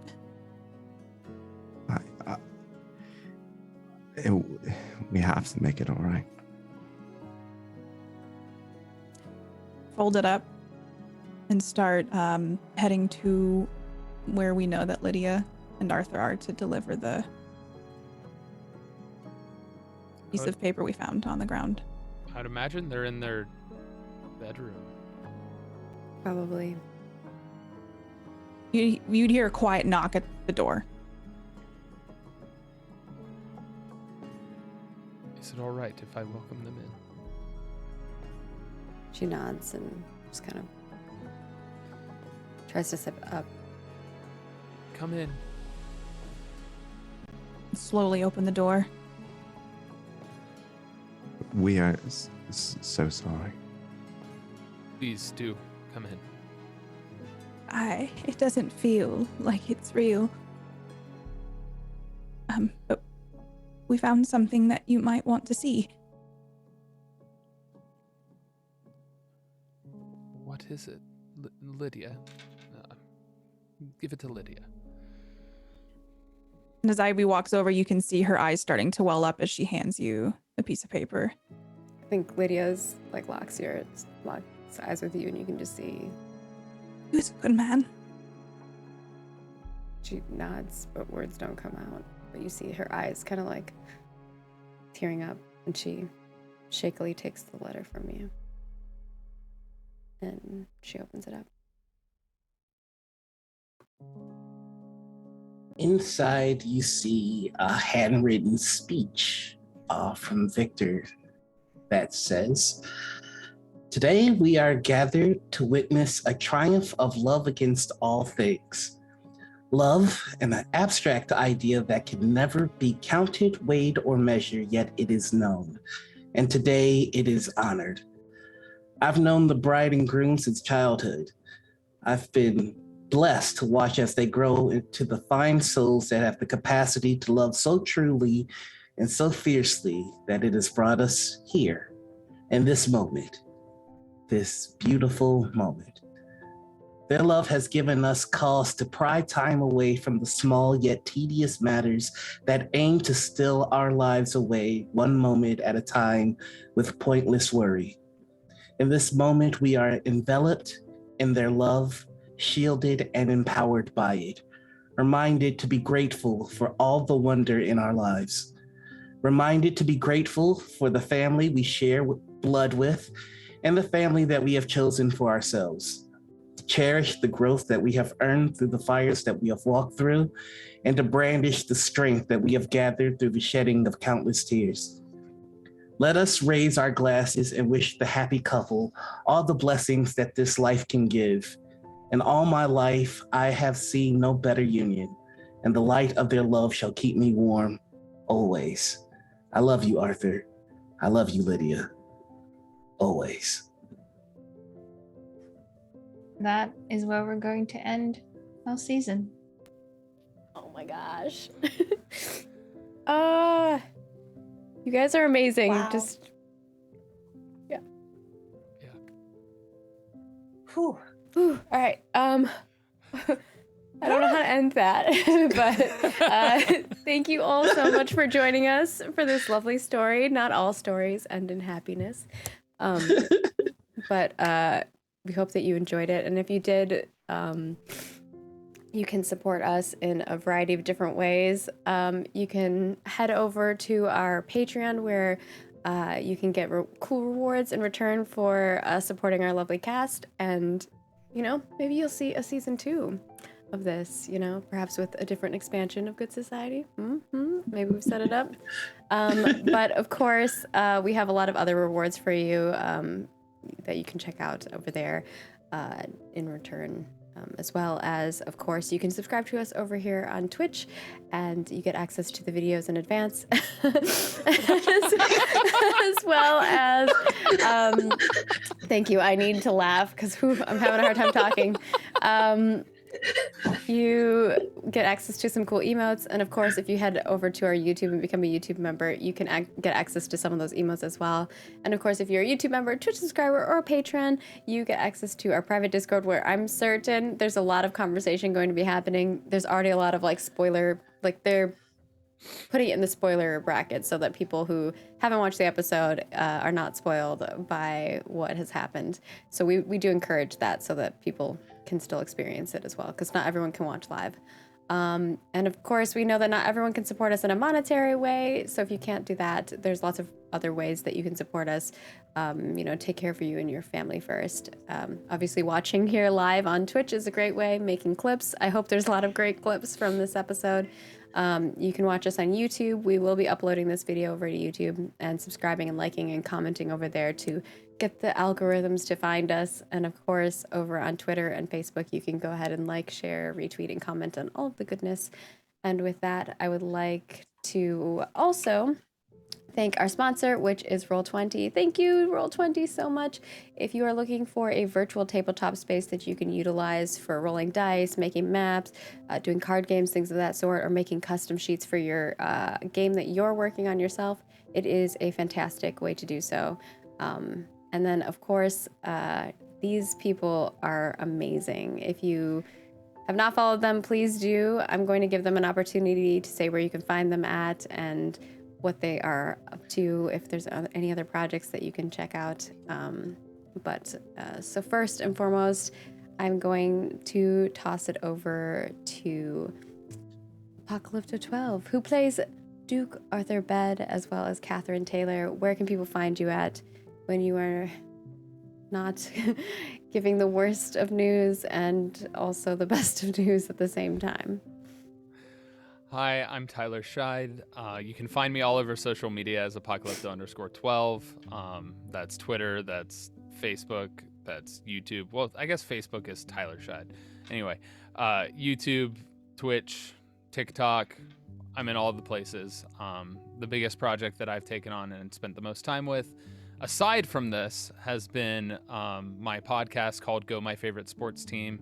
Yes, it's a sports podcast, but it's not for the normal sports crowd. It's for people that don't like sports. So feel free to give that a check out. It's over on Spotify, Apple, Amazon, and Google Podcasts. So all of those places. And please, this was the most fun I've ever had on a show. I love this cast. I love this story. I love this game. I hope we have a season 2. It would be pretty amazing. And of course, we have Ivy Stewart and Percival Blakely, played by Play Katie Play. Where can people find you at when you are not finding letters like a detective and swooning other people's hearts? There was so much good and so much bad that just happened. I know. We will talk about it in the after show to decompress for sure.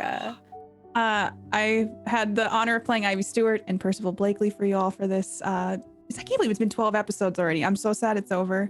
I'm on a season 2 as well, just throwing that out into the universe. But you can find me on Twitch at Katie Peters Plays, Twitter at Play Katie Play, and I have podcasts. I have some other tabletop coming up in the near future, but man, I'm going to miss this. Y'all are great. I'm very honored to have been able to share the table with all of you. So that's me. And of course, we have Ashbad and Angus Bane, played by Kyle Blessing. Where can people find you at when you are not having the most romantic proposals and trying to still, even in his death, think Lord Victor is looking for attention seeking? I didn't mean it like that. You can find me YouTube, Twitch, TikTok at Blessius, Kyle Blessing on Twitter and Instagram, Blessius Plays. The only cool thing coming up is a cool developer playthrough of Cuphead, the new DLC. That's this Thursday with fine folks with Nintendo too. And also throwing it out in the universe as well. Season 2 And this was a thrill, and I'm very appreciative to be able to have this opportunity to do this and have all the improv opportunities that led to this. It was a blast. And we have Chauncey Chimney and Agatha Crow, played by B. Zelda. Where can people find you at when you are not hiding in bushes? It was like, I really needed that one last moment. Like, Chauncey really thought that he had turned over a new leaf, page, and or a rock. But it's hard not to eavesdrop, especially when the news was so good. And I'm really happy that I got to experience that last moment of joy before, like, I had my heart ripped out of my chest and then stomped on. So yeah, hey y'all, I'm your non-binary busy bee. You can find me on Twitter as @B_Zelda. I am a podcaster, host of Anime Attaché, a TTRPG streamer. Tomorrow I'm going to be on Q Times for the penultimate episode of Power Play, where I play a alien robot turned slightly human, where we have to save Earth one last time, and then I'll probably blast off back into space if I live. Who knows? And then when I'm not doing that, I am the community manager for Alchemy RPG, which is a cinematic VTT. Thank you. And then we have Lord Victor Ward and Petunia Clark, played by the Noir Enigma. What are you up to when you are not breaking all of our hearts? Dying. No, hi everybody. I'm Noir. You can find me all over the internet as the Noir Enigma. That's Twitter, Twitch, YouTube, TikTok, and Instagram. It has been the absolute pleasure of my life playing with everybody at this table. Everybody here is so cool. And like, you meet cool people, you're like, what? They're nice too? Holy crap. Like, this has been so amazing. So first off, thank you guys for playing with me and letting me play with you. This has been amazing. Yeah, I love this story. I want to figure out who murdered me. So maybe we get a season 2, and we find out who my killer is, so Lydia can hunt them like Batwoman. So that'd be great. But for everybody that's watching, thank you for watching. And finally, you can find me on Monday over on Q Times for our Star Wars game, where I play a detective named Stucky O'Hare. It's a good time. All right, and last but not least, Grace Clark, Lavinia, Pearl, Tom, Charlie. I mean, we could name the names forever. Now a constable, perhaps a lawyer coming down the line. Where can people find you at, Haley, when you are not taking us on a roller coaster of emotions through this amazing story? And I mean, just round of applause to Haley for somehow putting all of the letters in the right orders and the right scenes and the right paths, and also making so many wishes come true. I mean, we had a long list of wishes and stars. So please tell us where people can find you at. And also, just so you know, she's one of the creators of this lovely game. So it has been my honor to run this and to just see all the drama blossom as the weeks went by and all the twists and turns of the story. And I enjoyed each and every one of the 10 plus characters that I got to play during this run. And, you know, as like a creator of a game, like there is not very much that's as satisfying as seeing a bunch of really cool people make an awesome story out of it. So I really enjoyed it from that perspective as well. So thank you. You are that really cool person who created the story, just so you know. We created the story together, collaborative role playing. Yeah, so you can find me at Storybrewers on Twitter, Storybrewers Role Playing on Facebook, or if you type Storybrewers Role Playing into Google, you'll probably find our website, where you can find this game, the expansions for this game, which this is one of, and also many other games that we have made. So if you enjoyed it, please do check it out. All right, and with that, I'm Margaret Crone. You can find me at Margaret Crone in all of the places. I do a lot of tabletop stuff, so if you want to keep in touch and see all the places that I'm on, because I'm on a variety of channels, just follow me and I'll let you know when I'm live. And of course, I make games and video games for a living. I'm currently working on a game called Ashes of Creation, and you can find it at Ashes of Creation in all of the places. And I'm working on the second edition, which is the advanced version of Witches and Spellcraft, which you can find the original over on Drive-Thru RPG. And with that, we are going to wrap up for the finale episode of the Eaton Grange Estate. But if you are here watching us live and you are not watching us on YouTube, we will be doing our after show live. The final after show of every season, we always do live so that you get a glimpse of what it's like. We do these after shows after every show, but they usually go up on our Patreon. So if you have some questions, you can definitely get those in chat. But we're going to take a little break, decompress a little, and we will return in about like maybe 8 minutes and do our after show with you all.